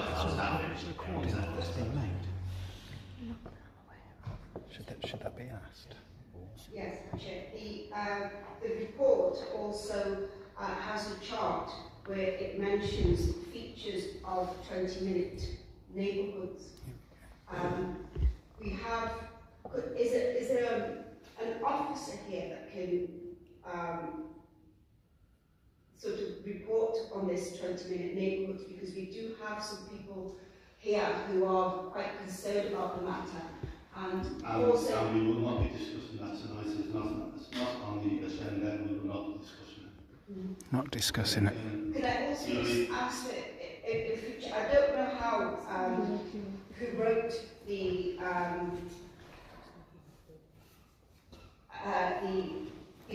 how we perform in the constitution and how we perform in our strategic committees, but there used to be a time where there was 5 or 10 minutes allocated for the public to address committees with questions that they had on a particular item. I think that if we are a transparent council, I think we should still allow. I mean, these committees are supposed to be public, right? So I don't know why that's been taken away now that the public cannot come to the meetings and ask questions. Absolutely. Absolutely. Yes, why can't Absolutely.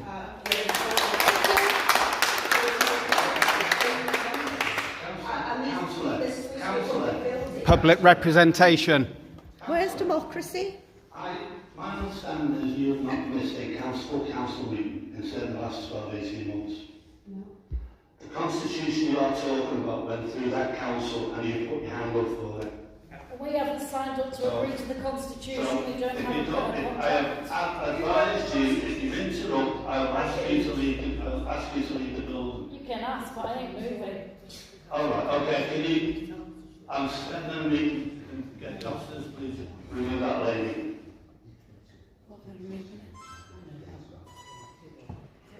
The meeting is suspended until the actions get done. Absolute disgrace. Where is democracy? That councillor asked a very I'm going to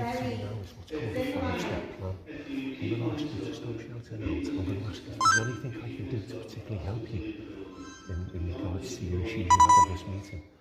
If you shout at, they've asked me to remove you from the meeting. You were given a warning before, so now I'm going to ask you to please leave.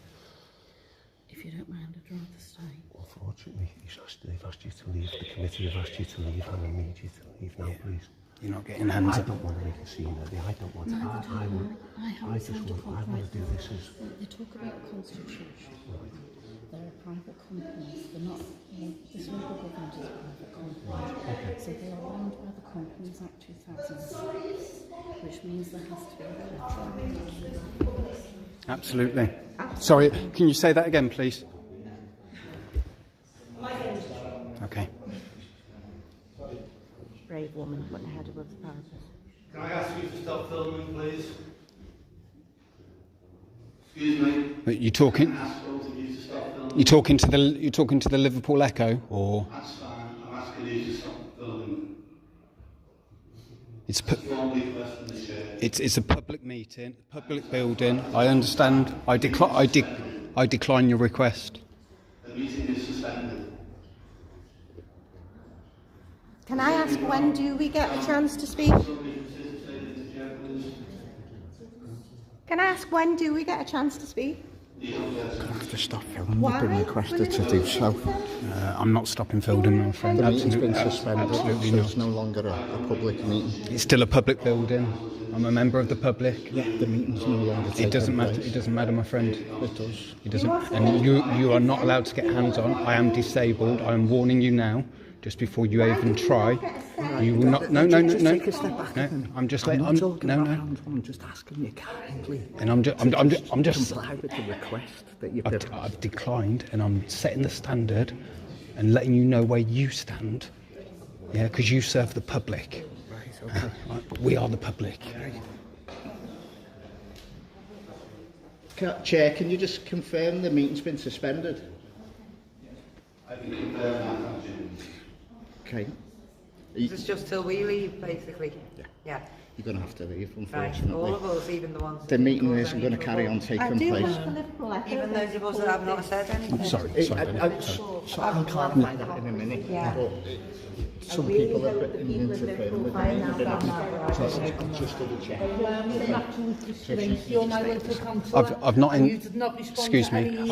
I've not interfered. I've been filming all along. You're going to have to leave now because the meeting's finished. Yeah, but I've not changed. I've not done anything. You've changed the rules, not me. Yeah. No, but they've given me permission, so I'm allowed. Sorry.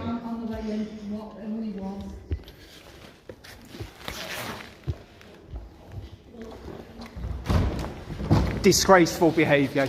You should be ashamed of yourself. Well done, that lady there. Only one who's standing up for the people of Liverpool. You're all a disgrace. Hang your heads in shame. Sorry.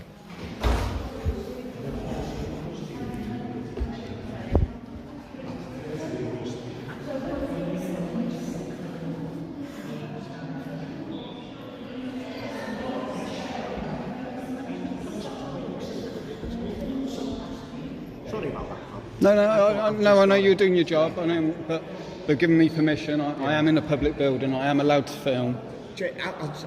Come walk with me and I'll explain. I'll slowly walk. It's a meeting being held in public, not a public meeting. But it's still a public building, owned by the public, funded by the public, with public access, which I was given, and permission. Until the chair says you've got to leave. No, I don't want to. We're in a horrible position. He asked. I'm going to walk really slow because I'm disabled. All right. Do you need the lift or? No, I'll take a slow walk down. Thank you. No, that's good, my friend. I'm good.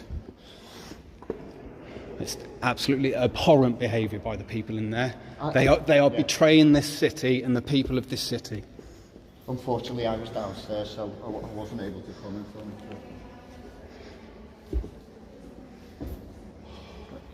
Shoot up with my hand. I'm good, mate. I'll find my own way. Thank you. You okay, sir? Be careful going down those stairs when you. Yeah, no, that's fine. Thank you. Thank you for your advice.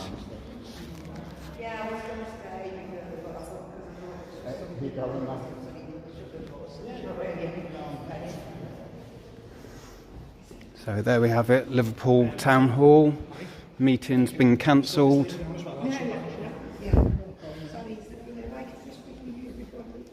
You have to ask one of those ladies. Oh, no worries. It's all right. You okay?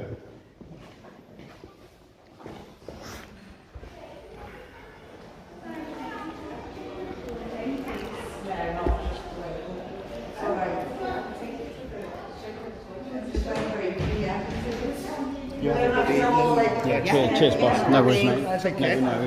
No, it's all right. Thank you. So that's Liverpool Town Hall. Yeah, 2 seconds. Just finishing the story, news report. So these are the people here who also facilitating. Okay. Yeah. Thank you, boss. You got to walk it, yeah? Yeah, all right. Did you hear what they're saying? On and off, yeah, I got as close as I could for you. It was very quiet in there, wasn't it? Yeah, no, the speaker system's awful. For the money they got in there, it's a joke. Right, they do it on purpose, they don't want us to hear what they're chatting about. So suspended the meeting. Okay. Twice. Okay, because there was a bit of heckling. First off, and then, yet again, the lady councillor tried to speak out. They shut her down again. On our side, he said. Yeah. Basically, no questions were allowed from our side, your side. Yeah. So it was coming to the end. So we just asked for a bit of accountability. Well, no, they said the meeting was stopped and we had to stop filming. Okay. So no, I'm staying filming. And they were saying no, well you have to leave. And I said, well no, yeah. So I went through all that, but no, they've escorted us out. Okay. Because I use a bit of your footage in our video. Yeah. You help yourself. Yeah. We'll have a little look through it. Yeah. I'll get a few clips out myself, but I won't copyright it or anything. You do what we want to be doing is, for the next meeting, which is in September, we want to be publicising that, because that's when we can ask questions. So we'll be doing a little video to publicise that. Yeah, no worries. cheers. Yeah, no, that's right. Yeah, no, I don't drink, mate. But yeah, no. I've got to get back to Sheffield. So. Thank you for coming anyway. No. My pleasure, mate. My pleasure.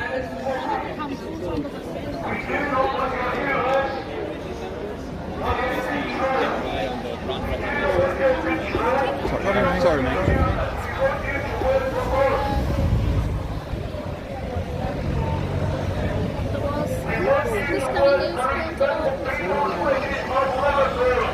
It's all on YouTube, yeah. It's all on YouTube, yeah. Yeah, no, we've just had the same as well. They stopped us filming. Did they? Yeah, so it was like, well, no, I'm not stopping filming. So yeah, it was exactly. They wouldn't answer any questions. So joke.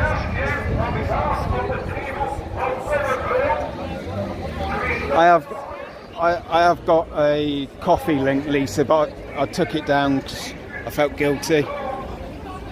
Yeah, so no, I'm all good. Doesn't seem right.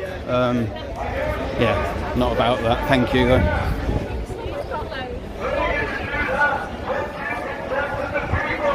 Okay.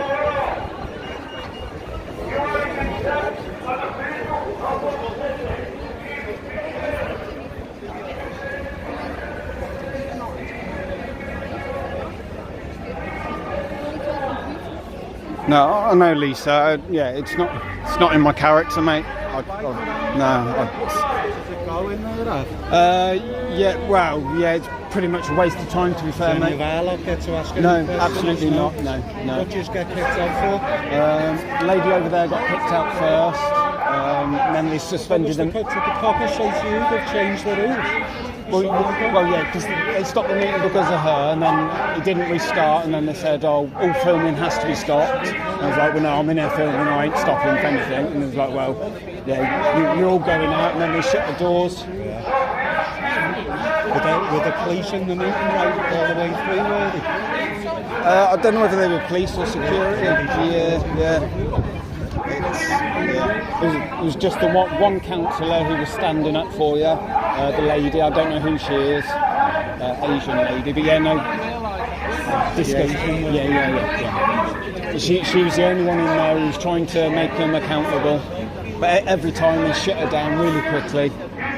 Straight off the vote, has he cashed that in? I know, mate. I know. Money's in the bank, in the pockets. They've spent it in there. The Liverpool Echo were inside. Yeah, it's the new show. So yeah. No. He done a job on me 2.5 years ago. Local fucking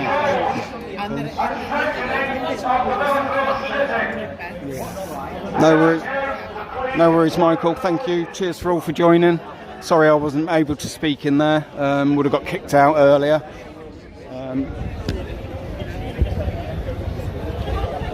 the signs here.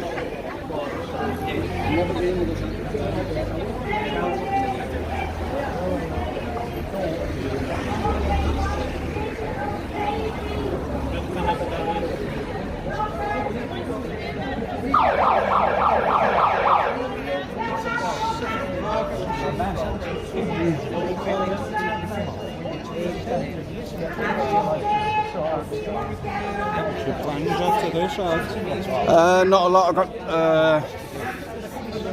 last train's at just before 9, so yeah, it depends on what time I finish here. Probably just have a walk down around the docks again, and then find the station. Where have you got to go? Back to Sheffield. Well, yeah, I got off at Lime Street originally. I think I got James's Park, is it, or James Street? Yeah, I got a ticket from there.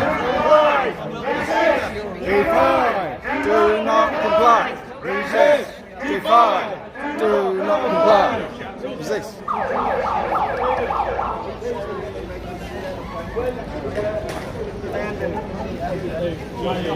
You missed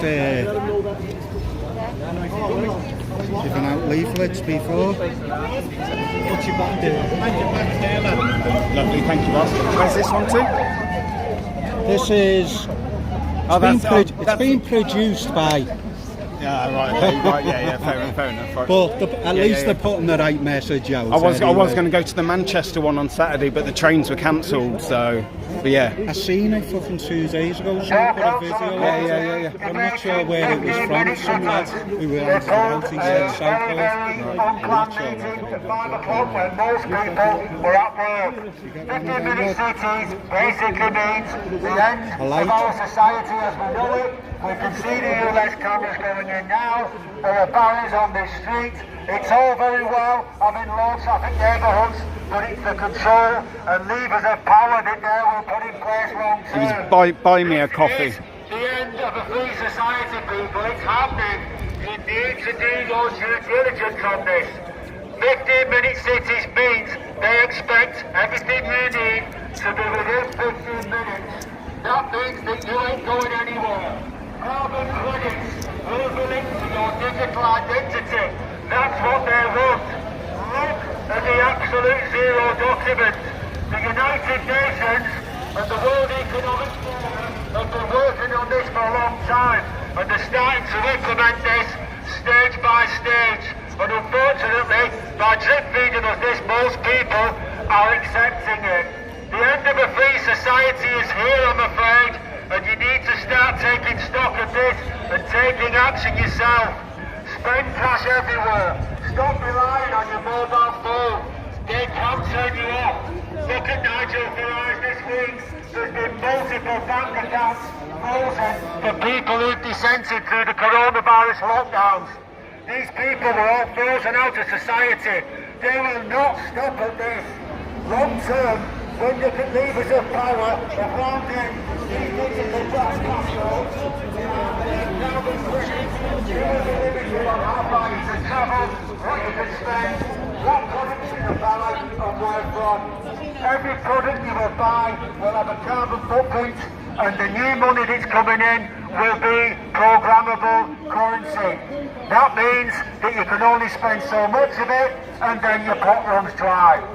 This is the way we're going, folks. The end of cash means we'll be slipping into a system like that. It's a tyrannical power grab. You are witnessing the biggest land grab in history right before your eyes now. Everything that's happened since COVID is called the Great Reset. Everything's becoming more expensive. This will not stop until people's houses are repossessed and you've got nothing left. Their slogan at the World Economic Forum is, you own nothing and you'll be happy. This are unelected bureaucrats who are trying to control our world. Democracy is an illusion. We are being lied to.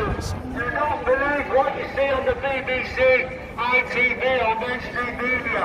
It's absolute lies. I'm not too sure, Lisa. I'll have a look. I'll have a look.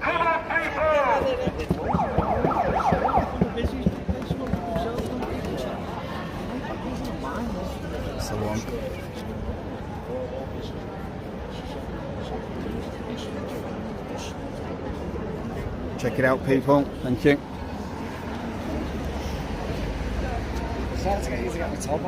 Oh, here we go. Yeah, there we go. People's Resistance, TPR, People's Resistance. Check them out. Telegram, everywhere. You on Twitter? You got somewhere you want to advertise? Shout it out. Just shout it out. Facebook and Telegram. Facebook, Telegram, TPR. Is it? Yeah, TPR. No worries. No, but I do try. It's Paul Harve. I don't know if it's paulharve.ph. But yeah, don't. Yeah, it's like I say, I'm not about that, Lisa. Councillor, she's brilliant. We're supposed to be going back to clarity and transparency for everybody, but obviously it's not happening, and then I'm getting blamed that I haven't looked at the Constitution. But obviously how did they change the Constitution? How did we get to change it? And how did we get to change it back? The Labour group wrote it. How did they just like get that? away with that? And then they voted for it. So what did we do to change that? Right to the Amazing. Right to the city solicitor.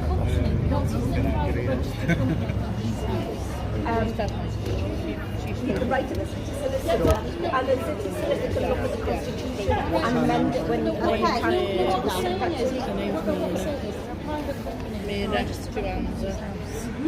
Mirna Juarez, I think. Yeah, I'll find it out, Lisa, another day. Don't worry, don't worry, mate. Thank you. She's brilliant. She was amazing in there. The only one who stood up for you. What's her name? If you're going to support anybody, back this lady. She's got your back. Thank you so much. Thank you. Yeah. It's on YouTube.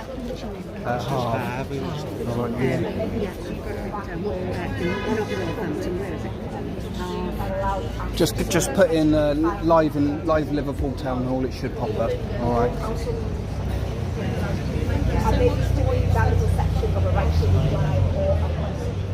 So much for what you said in there. Thanks for your help.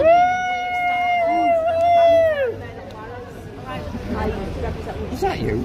Yes. Thank you so much. Just a little bit. I've got my hearing aid in. To answer questions or give more information about the 20 minutes. We've got so many of you, so maybe if you would have heard what it's all about, maybe that would have made you all feel better and, more assured of what's happening. Can I ask you one question?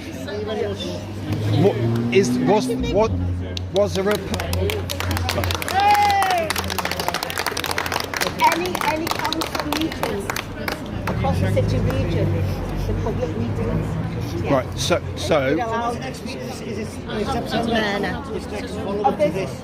there'll be council meetings.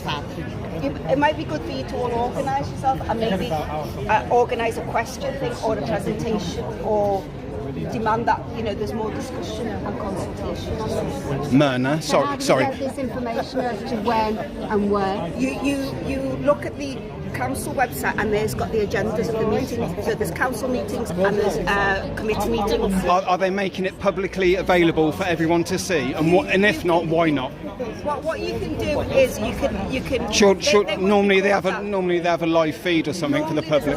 Yeah, there wasn't today. In the main council meetings. There wasn't today. Yeah, there's normally a live feed in the main council meetings. Right. But there wasn't today. They should really record all the meetings. Okay. Up to speed of what's going on. Absolutely.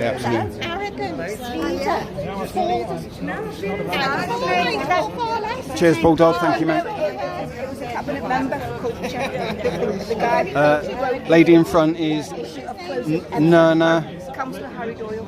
Harry Doyle. He said you're all troublemakers and you're far left, far right. What was your name? Mirna Juarez. Mirna Juarez. Hello, who are you? Fine. That's Mirna Juarez. Oh yeah, do I represent you? I know, I keep changing my hair colour. Did you? Oh, yeah. Wonderful. Yeah. My God, you've got a hard head. Really hard. Are you going to keep pushing back on this agenda? Yes. Yeah. How do we stop it? How do we stop it? Yeah. Because they're not listening to the people. They're not listening to yourself. A miracle we need over girl. We do. Yeah. Well.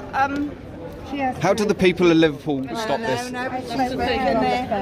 She's spoken there. And they tried to silence her as much as they did. Mirna, Mirna.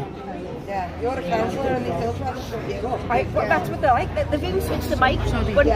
Yes. Hello. Hi, Johnny, where are you? So they kept turning the mic off when she was trying to speak. Yeah, I'm with a big group of people. There's some demonstration. Sorry, I'm speaking to them. They just got kicked out of the count and I've worked out. Good. You've done amazing. You've done. They won't see censor. They're not very sensible. You could see the disdain on the faces when she was trying to speak. Disgusting. Listen, I used to have terrible. If you look look at Yeah, Fishwife Liverpool Echo comments, you'll was see how many arguments, how many names have been called.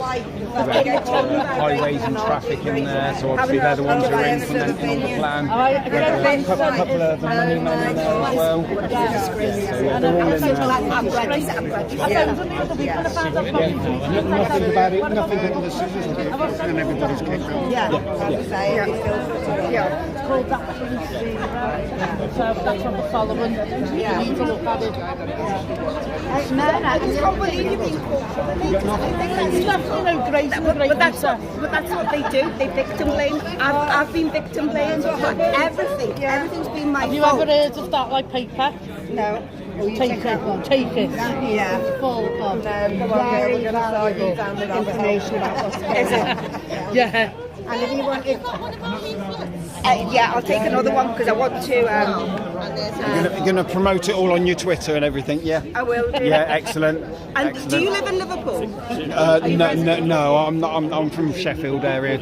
I've come to cover it. Yeah, I've come to cover it for you. I don't think we're going to walk through. if they can. Have you written to the Labour? Have you written to? Have you written to us? A lot of people here have, and they've got the zero back. I think I think you're the only one who's probably got a reply. I got an email off here inviting us to come. So we come, I got all the bullet points and a few questions to ask, and then someone said you're not allowed to ask questions, and I said, well, isn't it supposed to be a couple of things? Well, that's it, yeah, it's very unfair. They're doing that to just stop people defending their livelihoods. Yeah, exactly. You know, because I've had that with when I was representing the guys from St John's Market, you know, that the market had been destroyed and they weren't making money, and they were worried about the rent. We put a question, our leader of the Liberal Democrats and I put a question and a motion, and then the traders from the market came down, only about 5 of them. We just wanted to give an example of how long they've worked there and how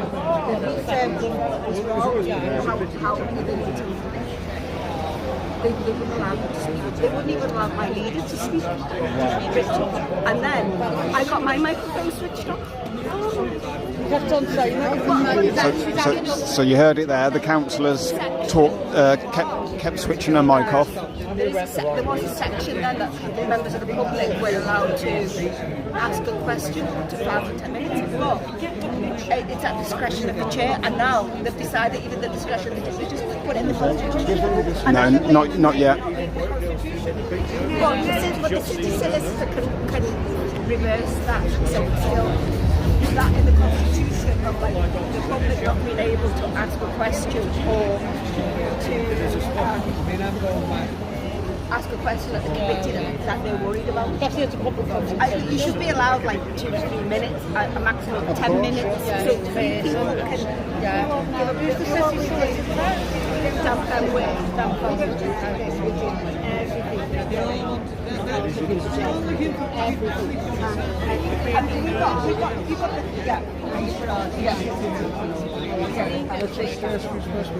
Thank you. Popo. Security.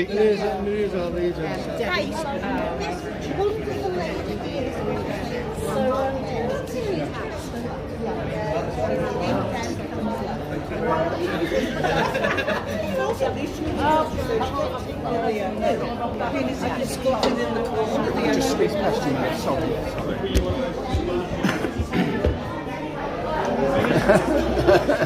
Come on.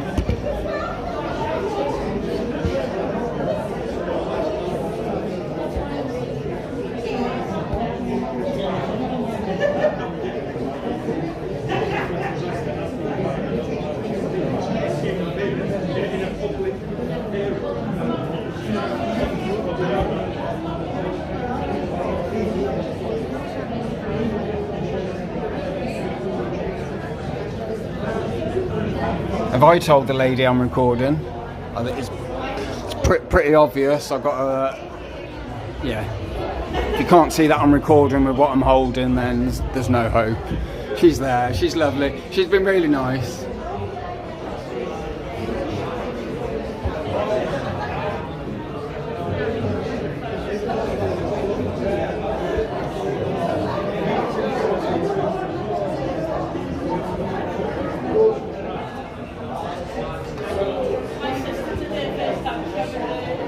All right, pal. Everything all right? Yeah, all good, mate. Yeah. I'm just a liaison officer. A liaison, no blue jacket? No, I haven't, believe it or not. No, okay. Sorry, could you identify yourself? Constable 7296, Howard. Howard. Of Merseyside Police. Okay, lovely, thank you. Do you need anything from me? Is there anything I can do to assist you? Not at the moment, mate. No, I think I'm all good. Why have you been called today? Basically, we were made aware of a protest, so my job is to facilitate a peaceful protest. Okay. Nothing more, nothing less. You're a bit late to the party. It's been going about 2 hours. I was here before. Oh, you were. I could see it was all peaceful. I was inside, so I did. Right. So you were in the meeting. I was in the meeting. Yes. Yeah. No, I was here earlier and spoke to people. My only concern, sir, was people stood on the road. That was all. Oh yeah. That was all my worry. Was just one anyone to get hurt. But no, it's all been peaceful. Yeah, all good. Are the councillors coming out this way? Are you here Don't know, to be honest. You're not here to escort and make a safe passage as... I don't think that's needed, is it? Oh, no, absolutely. Well, no. But there'll be questions asked. Oh. There will be questions asked. Yeah, I mean, as long as no offence. No. Obviously, they're paid for by the public, so the public are here and trying to make them accountable. So... Just like yourself, you're funded by the public, so you have freedom of expression, I believe, under human rights. Absolutely. Article 11, you're allowed to assemble. Lovely, thank you for explaining. And there's no issue with that. So. No, brilliant. I may come out with them. Yeah, no. If that is a case for what you're saying, so I may just walk out with them, if that's all right. No worries, my friend. But, if they wish to stop, they can stop. Yeah. I'm sure they won't. As long as they're not obstructed or anything. No worries. That's all good. Is there anything I can do for you? No, all good. No. You're happy. Have you got any other questions for me you need to ask? I'm as happy as can be in the current situation we're in, bud. That's what I like to do. Yeah, no, thank you. I'm going to pop inside, to be honest. Yeah. Don't want to say it on camera, but I'm going to use the toilet. No worries, mate. Nice to meet you. No, likewise, cheers, thank you.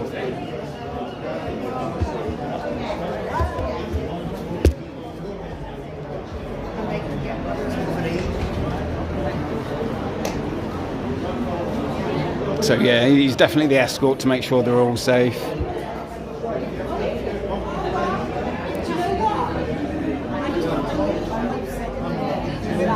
Why have we done that and it's supported like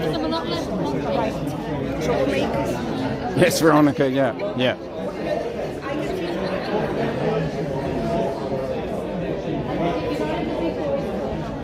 That's it.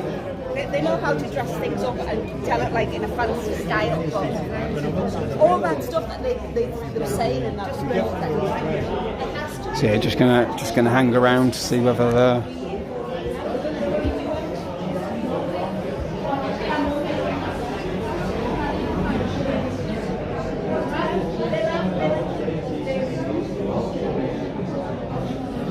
betrayed the people of Liverpool.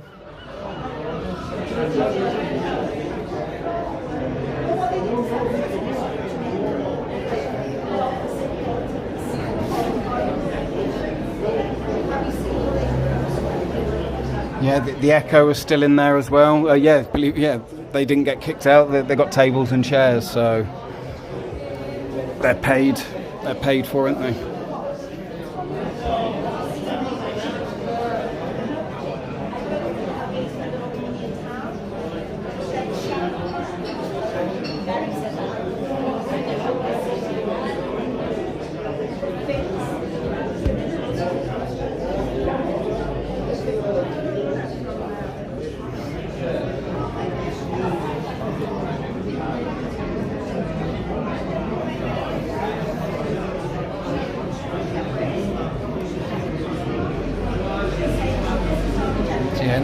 Not a lot going on at the moment, just people all outside still just waiting.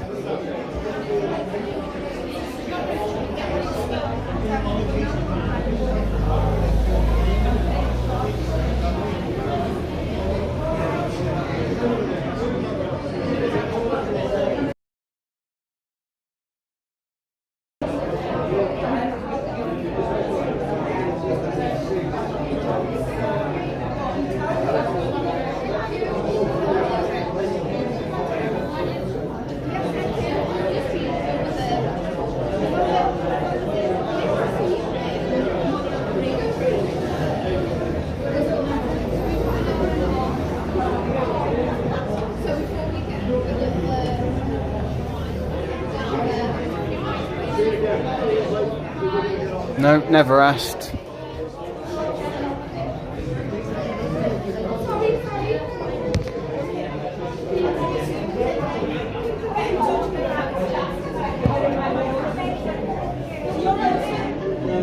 Not sure what they're planning here.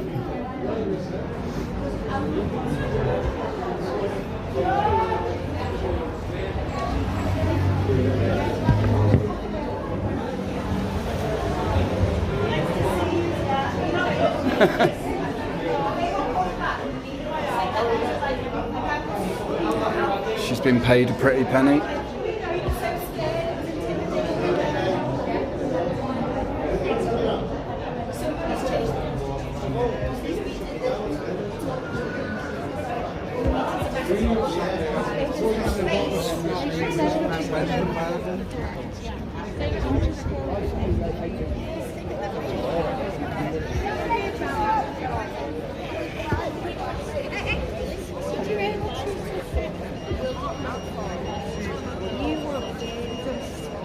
Well done again today. Oh, You've done yourself proud against a corrupt bunch in there, I'm afraid. Well, they're not very friendly, and they just want things their way, and really they need to be more transparent, which they know that's a problem, but they say it, but they don't want to do it. No. Transparency. Okay. No, lovely. Okay, thank you. Thank you.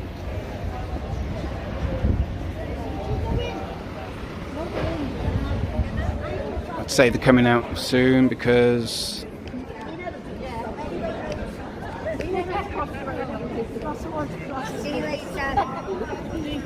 Just that's what I'm not doing then. So I've actually need to have a meeting with some of the councillors. You do? Yes, because I've just started in the area, so I wanted to introduce myself to. So I was just asking if the councillors I wanted to speak to are here, but it turns out they're not here anyway. So they're not here. No. What, they've all left? No. They've not attended this meeting about. Oh, the ones that you want? Yeah. Right. Okay. That's. I was just curious too. I know you were filming. I know you were. So just be open and honest with you what I was doing. Okay, mate. Thank you.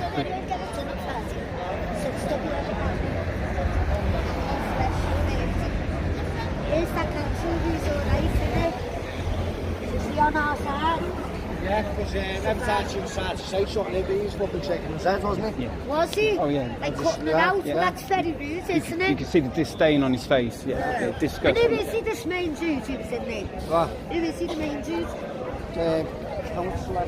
No worries, thank you. It's all right. Laura, you're welcome. He's a councillor as well. You've been pressed for a long time. Can I just ask your views on that? What do you think about that? No opinion on it at all. No, so you'd be quite happy with that, getting put into 13. To be honest, I don't know enough about it. I can't. Just sneaking in onto his noses. Yeah, because I'm sure a lot of you really won't be happy about it when you know the full script of it. Yeah, I'll be perfectly honest, I don't really know too much about it. This is the first I've ever heard of it. Well, that's what it all comes down to, ignorance, mate. They're doing it all behind our back. They're doing it on the quiet. And then next thing these people are getting told, right, so get put into 13 sections. Well, how come no one's been made aware of this? All right, buddy. Liverpool Echo, any comment? I'm not paid to make comment. No comment? Are you going to make a fair and just report for the people of Liverpool, an unbiased report? That's what we're paid to do. Right, so heard it there. Liverpool Echo going to do a nice, fair, honest report for the people of Liverpool. Are you the political reporter? I'm one of them, yeah. David. David. No, she's asking me a question at the time. Thank you, by the way. David. David, what's your second name? Okay, David. So, are you going to write a report about that? I am, yeah. I'm going to do something when I'm getting home. Okay. Yeah, so we always know I don't know Because you're paid. You're paid. You had a seat and chair at the table in there, mate. Yeah, because I'm a reporter. Well, that's because I'm going to sit somewhere. Yeah, I understand that. many years ago, it was okay. not you would like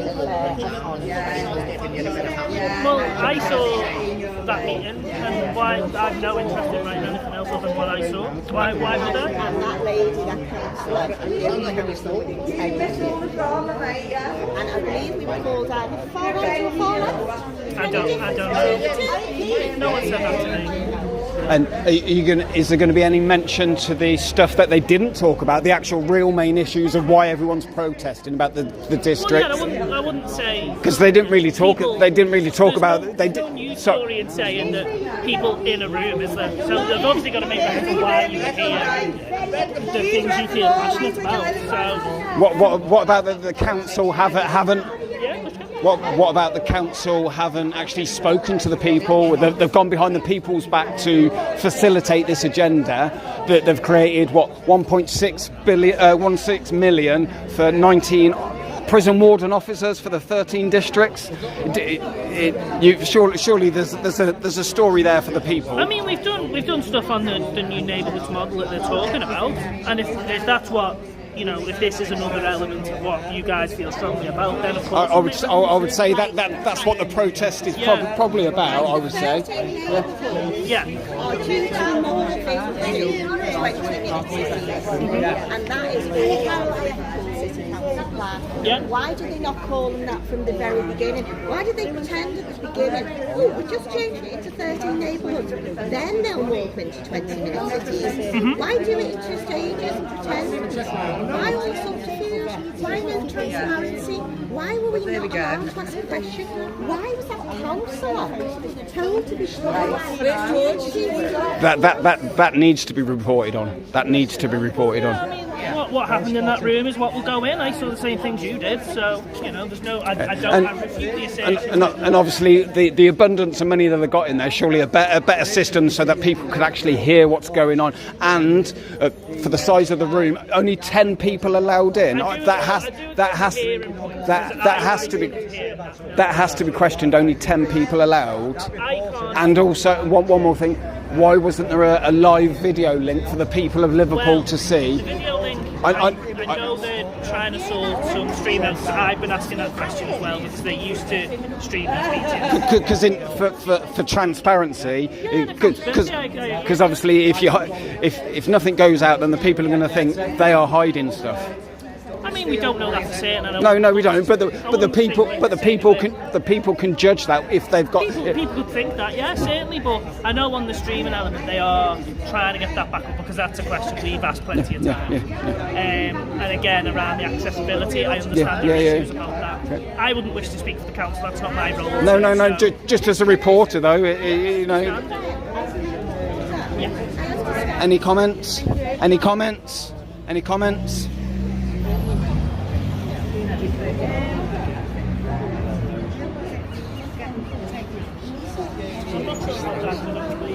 That's straight from the mouth of the councillor. Okay, so the councillor told us that. She said they changed the constitution to stop the public from attending meetings. Now, as a reporter, should you not look into that? Yeah, if that's the case, I would hope that's not the case, that's what they're trying to do. But we've been told that by a councillor. Okay, well, I mean, if that's the case, then there's something there, but as I say, I don't know that for certain, so I wouldn't want to say, but you will look into it then? Certainly, yeah, if there's something to it. Because it's not right that people should be shut out. there is no democracy if they are imposing these rules upon the people of Liverpool, not even giving them a chance to question anything. It's so undemocratic. And if they have changed that constitution to stop the public from attending meetings, well, that has to be, surely. There must. I don't know if that's entirely the case because we wouldn't have been in that room then. I don't know what happened.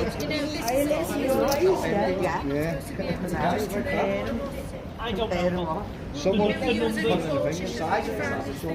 Well, that's the first time hearing it. So that's So something would I- you look into that, please, and look into the fact that they have changed the constitution? Yeah, I'll have a look, yeah. I mean, it's not something I'm aware of, and as I say, I wouldn't be allowed in that room. It was completely shut. But that was from a councillor. Yeah, well, as I say, it's certainly it's not something I'm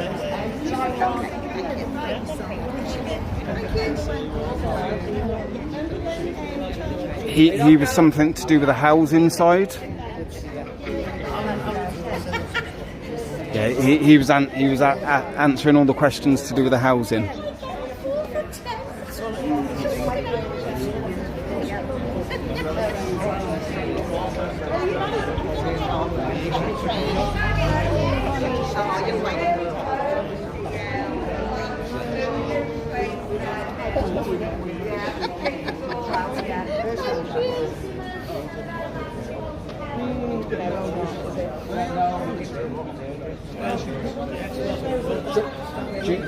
Sorry to interrupt you. No, of course. Do you know, obviously, all the people that were in there, do you know who Steve Graves was and what his role is? He something to do with the housing? Who? Steve Graves? No? Was he not in there, no?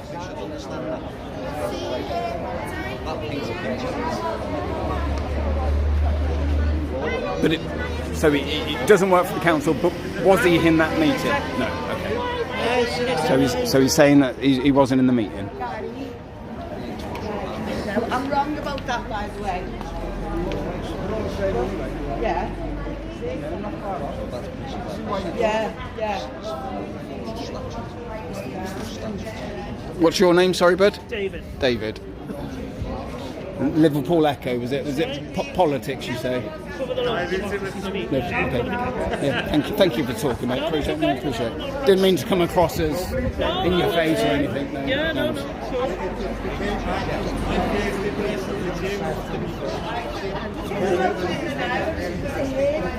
Any comment, mate? Any comments for the people? People of Liverpool? Don't turn. Well, I'm live. I can't talk it off. I can hold it away. YouTube. Sorry. Yeah, YouTube. No, it's all right, my love. I'll get it off, George. Oh, you are Liverpool Echo as well, are you, my friend? No. No, who are you? Sorry. Council. Yeah. Okay. So I can. I'll give you 2 facts. Norma's in there, but Paul's as well, you know. Yeah.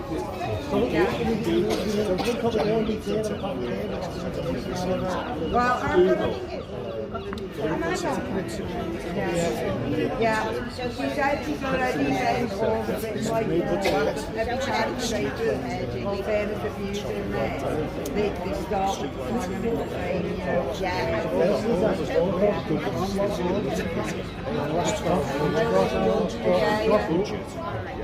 Has been that's why I say don't take my word for it. Are we going? In the region of 52 or 56 million. Okay. That's a fact. So imagine if you've got a budget that's pretty much been not even 2/3 out of the neighbourhood services. So that's like physical bodies on the street doing the things that people want to see done, whether that's like cleaning up gullyways, fixing your street lights, sorting out the collapse, it's all in that. But is there a plan? This 13 districts is that the solution? No, this is just a model. As a sort of, how do you address a loss of 56 billion quid? But that's all that's about. Where's the consultation with the people? Because there hasn't been. No, it's just about delivering services. That's it.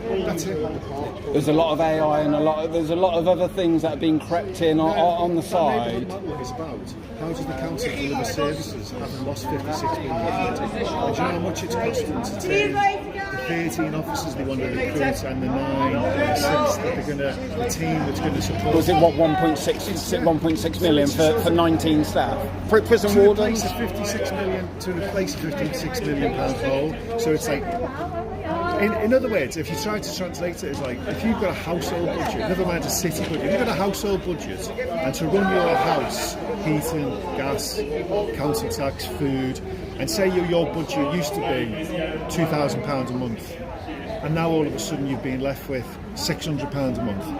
How do you then make sure that you can still eat and heat and Well, how does splitting Liverpool into 13 neighbourhoods achieve that? Because you're appointing 19 extra little emperors.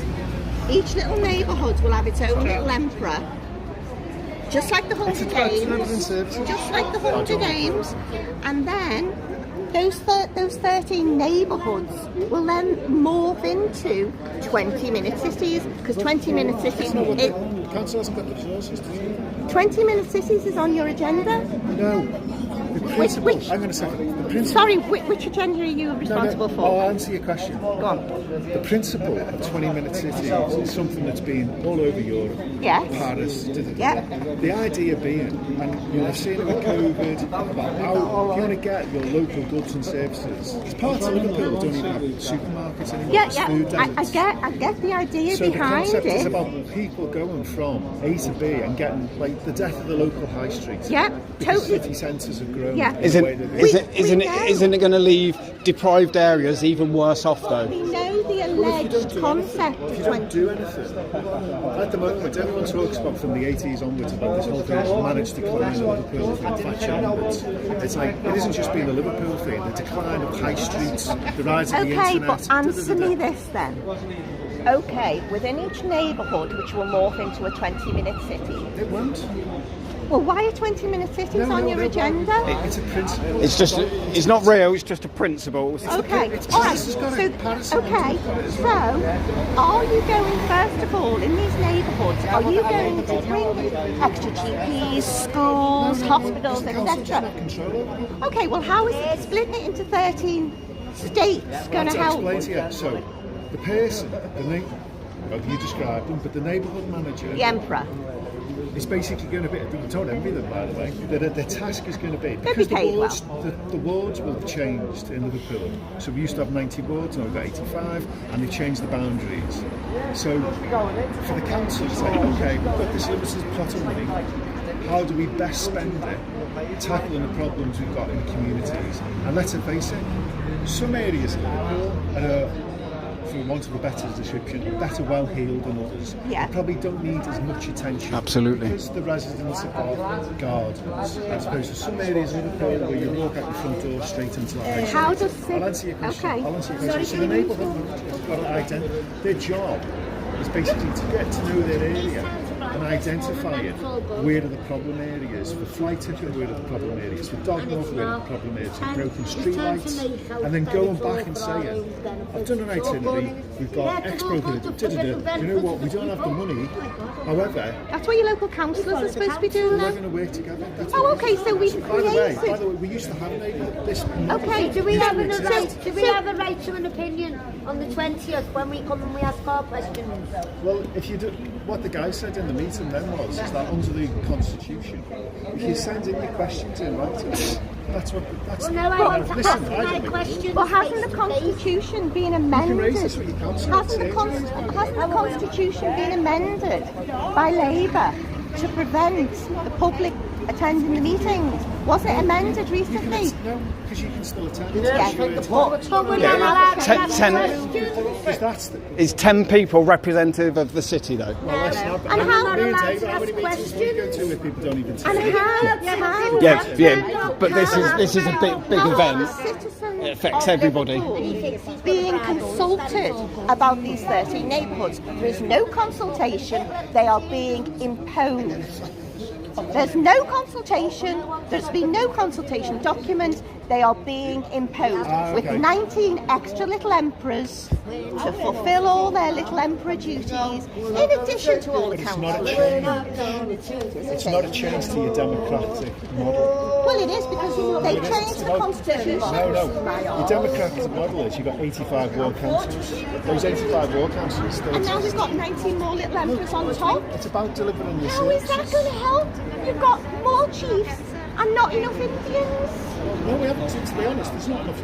They've just got more. So you want more? I joined the council in 2000. What's your name, please? Mike Dolan. I joined the council in 2000. And there was on 13,000 staff, give or take. And you had like a neighbourhood called us troublemakers where you're inside. You Mike Doyle, yeah? No, it was Harry. Somebody called us troublemakers. I apologise. One of them called us troublemakers onto you. That's okay. Now we've got 5,000 staff. Okay, you used to have 13,000. And now you keep appointing more chiefs and no Indian. And let me get back to these 13 neighbourhoods. You film it, listen, I didn't ask you. Okay, don't touch. You're out in public, mate. Anyway. Well, I'm doing the kids. No, absolutely. But you don't touch property. You don't touch property, mate. You don't touch property. No. I appreciate you answering my questions. I do appreciate you answering the questions. However, for these 13 neighbourhoods, my question remains. Liverpool City Council are imposing these 13 neighbourhoods onto the Liverpool... Right, listen to me. You're imposing these 13... Won't make a difference. What a joke. Won't make a difference to any resident, he says. 13 neighbourhoods have been split up. The little 15-minute cities. Have the cameras all been put up in place so you can't... 15 minutes? I know. You tell me. You tell me. Well, you tell me. Well, I'll tell you what a 15-minute city is. Supposed to be your amenities and all your... So that's what they're going to do to Liverpool. Yeah. But it's already got little boundaries anyway, hasn't it, for the little community? But each one's going to have their own little warden, prison warden, to keep you in check. And then there'll be six. Yeah, there'll be six above them. So yeah, the chief wardens will be. Yeah, it's all AI. You'll be locked in your little districts. You'll all be shut down. I'll be locked in my district. Yeah, you will. So, I take it you're a skeptic, are you? Anyway, yeah, all right, mate. You very much sound like a skeptic. I've just come to... All right, no worries, pal. Yeah. Right, if you're looking forward to your 15-minute get. All right, mate. No worries, mate. Yeah, likewise. Thank you. He's just saying he's off, they've all gone. Thank you for being peaceful. Good. He gave that park to the people in Liverpool. That doesn't belong to us now. Does it? When I said it's set to park, when he tells us to take our stuff down, I said, that belongs to us, it was given to the people, it's not the council. He went, no, technically the principal still is the council. They're still in charge. But it was given to the people in Liverpool. And he took that away. Oh, you only come to town. So you might want to go to sleep. That's one pass, so you your local neighbourhood. And you know once you've used all your 50 passes, and when you drive out and the ANPR camera catches your head, you're a football. A little fan comes through your door. No, I won't be getting it. I'll be getting taken out his digital wallet. Oh, yeah, sorry, It's the football fans when they realise that they're going to be limited. Well, you know when you wouldn't allow fans in There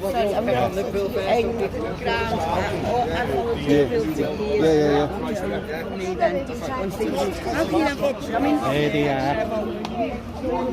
Fucking Ellie's not on the juice.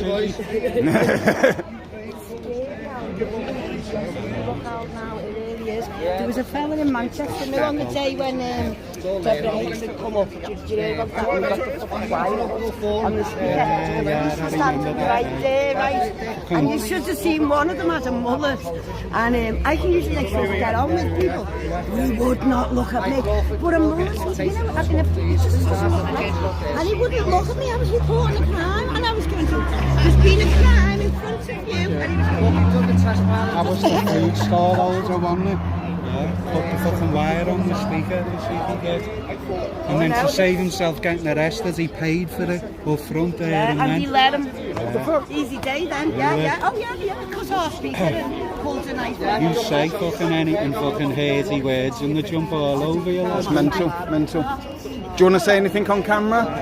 No? No. Said it all in Yeah, the past. yeah. No, I didn't. They know the score on your live stream. There's a few in there that know you, aren't they? Oh, is there? Well, we should do. Yeah. Do you want to go and say a quick hello? Go on, a quick hello to all of you, the chatters on Harv's YouTube chat. Big up. Fucking ass out there and protest this bollocks, people. Big up, Sealer. Big up. Swift and bold. He's a man. No, I've got, well. Yeah, like I said, I've got a ticket from, I can either go Lime Street or James's. Is it just, yeah. It's got the same fucking walk to James Street. Right, yeah. Might as well go where Yeah, it is. okay. Yeah, can do. If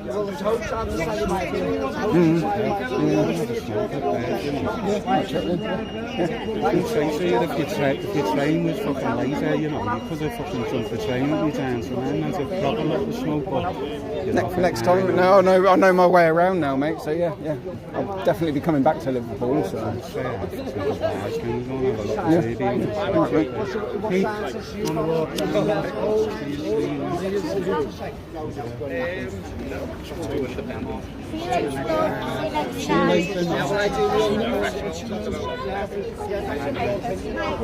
Alan?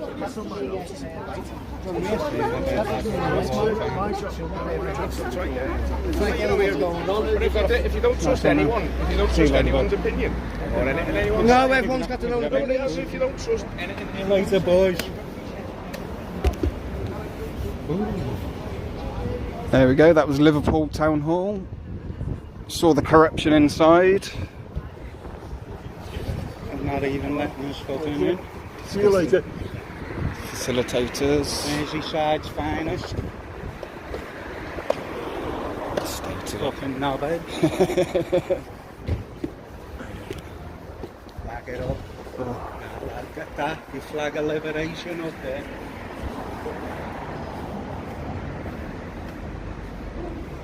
There you go, rainbow flag.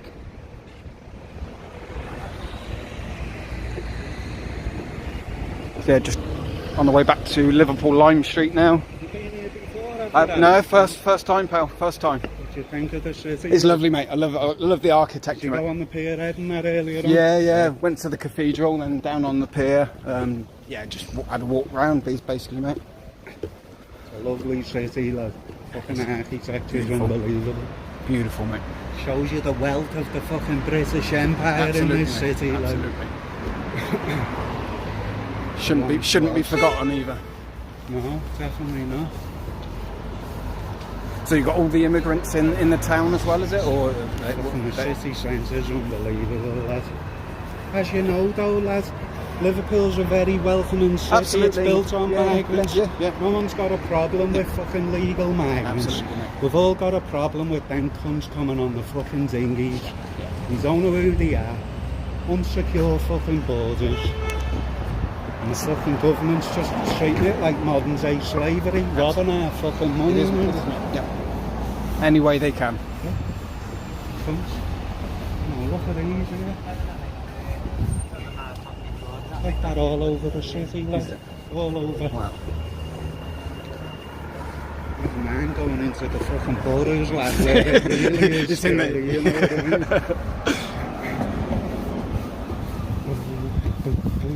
Yeah, definitely going to come back, have a look at Anfield. Yeah. You're into your footy, are you? Yeah, I used to be, yeah. With everything that's going on, mate, it loses the passion of it, doesn't it? You know. I've always been a big footy fan, but the last fucking 3 years, yeah, absolutely, mate. It turns you fucking all against them, you know what I mean? Fucking Jordan Ends or something. Oh, mate, yeah. Fucking biggest woke bastards in the fucking country. Disgusting, mate. Disgusting. As soon as I heard a week ago he's thinking of going to Saudi Arabia, I just thought, fucking hypocrite. Yeah. You waffle shit about BLM, gay flags and all the fucking rest of it. And here you are going to Saudi Arabia taking the fucking blood money. The fucking hypocrite.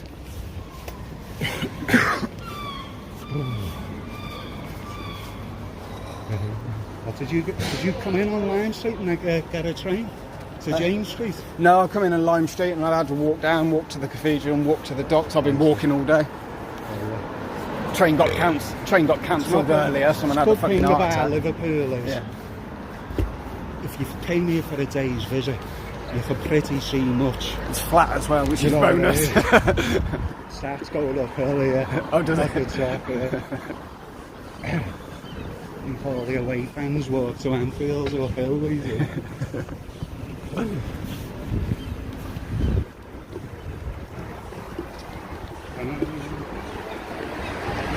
Have to be a bit fucking careful up here. Fucking on the steps of fucking Lime Street. Right, okay. You're busy, he's overlooking you, you know, from dodgy little things over Yeah. from there.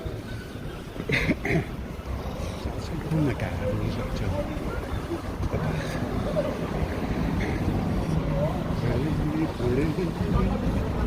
How long does it take you on the train? It's meant to be 2 hours 40. Someone had a heart attack on the train. So it was sudden coincidence. 50 minutes late, so because that train was cancelled, I get my train fare for free. I got to claim it back. So. Claim it back. Yeah, boys. No, I don't think it is. Bulldog, no. Hey, the fucking cunts what he did to Bulldog there last week. Yeah. I fell for him, mate. Fucking dislocated his shoulder. I know what that's like. I've done mine fucking 5 times, you know. So I fell for him. I fucking knew he wouldn't get out till the Monday though, nicked on that Saturday. Absolutely, mate. Gotta be careful when you're protesting on a Saturday. You listening, Bulldog? He's sound though, Bulldog. He's brilliant, mate. What respect for the guy, lads, I tell you. All of them. Absolutely all of them, mate. He couldn't take care of Bulldog. Yeah. And there was, you know, all the fucking in the middle of all that when that was going on. All the fucking little so-called mini riots. Oh, was that with the police van that time, is it? Yeah. I wish I... loads of bullshit, wasn't it? Oh, yeah, You know, proper setup. Yeah. Fucking Antifa, all the fucking police done it themselves. Open the doors and leave it for them, yeah.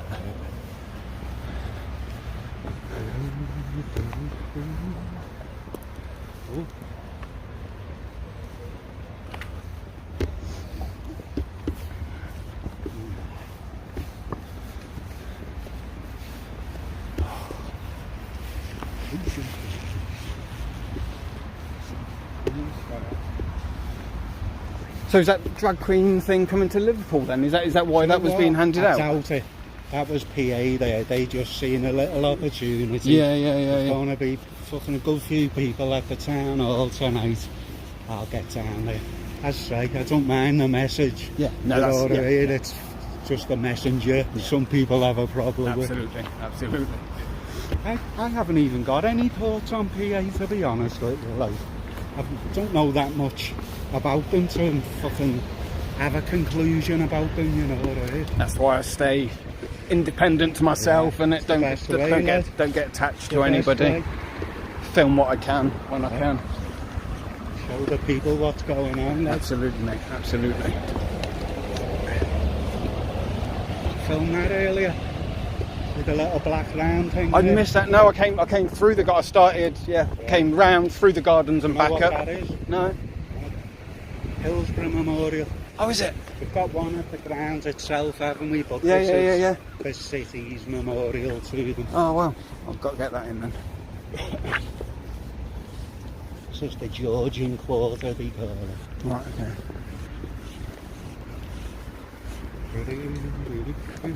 Like you say, it shows the wealth of past times, doesn't it? Without a doubt. Remember, Britain was a fucking proper empire. Yeah. It's gone to shit, mate. Look around there. Go in the gardens.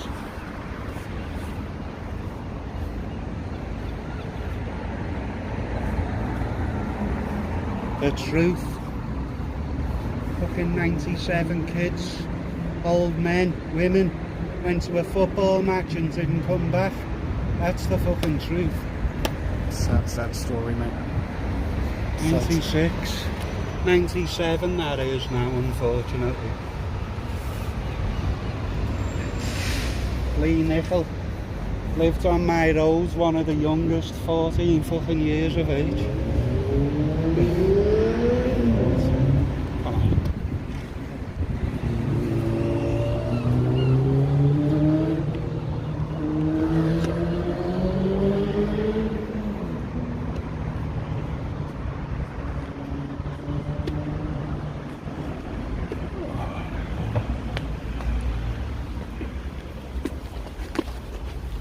John's Gardens, the back of St George's.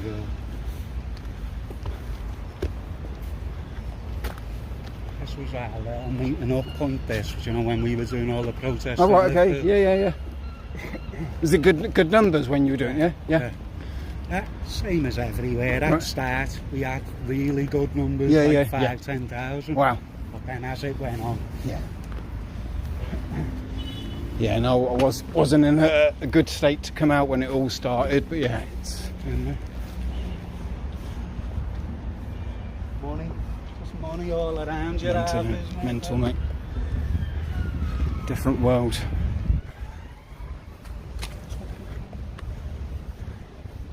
Oh yeah, lad, while we're here, I got one of these. Film that. I filmed that about a year ago. Fucking all the Royal Green Jackets. Big up the RGJ. It's a memorial to me, right?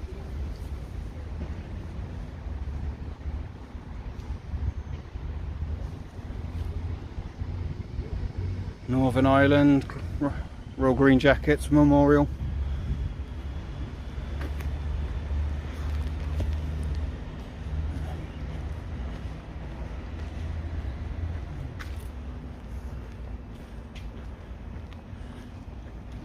Yes, same Lottie, yeah.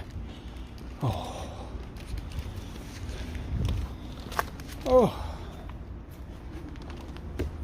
That was Liverpool. Waste of fucking time, like, because it was already signed off anyway. Yeah, it's... Cheeky cunts. It is one of them. I can't believe them, the way they just sign things off and then announce it to the fucking public. And then have the audacity to say that it's not going to affect anybody.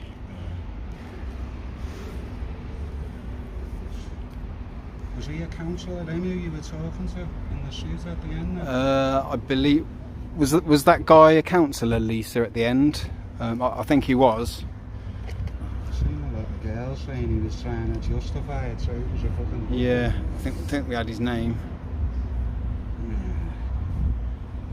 Go back through chat. Is Lisa on there, is she? Lisa, yeah. She's a good girl, Lisa. Lisa's amazing. She helps out all of the tubers.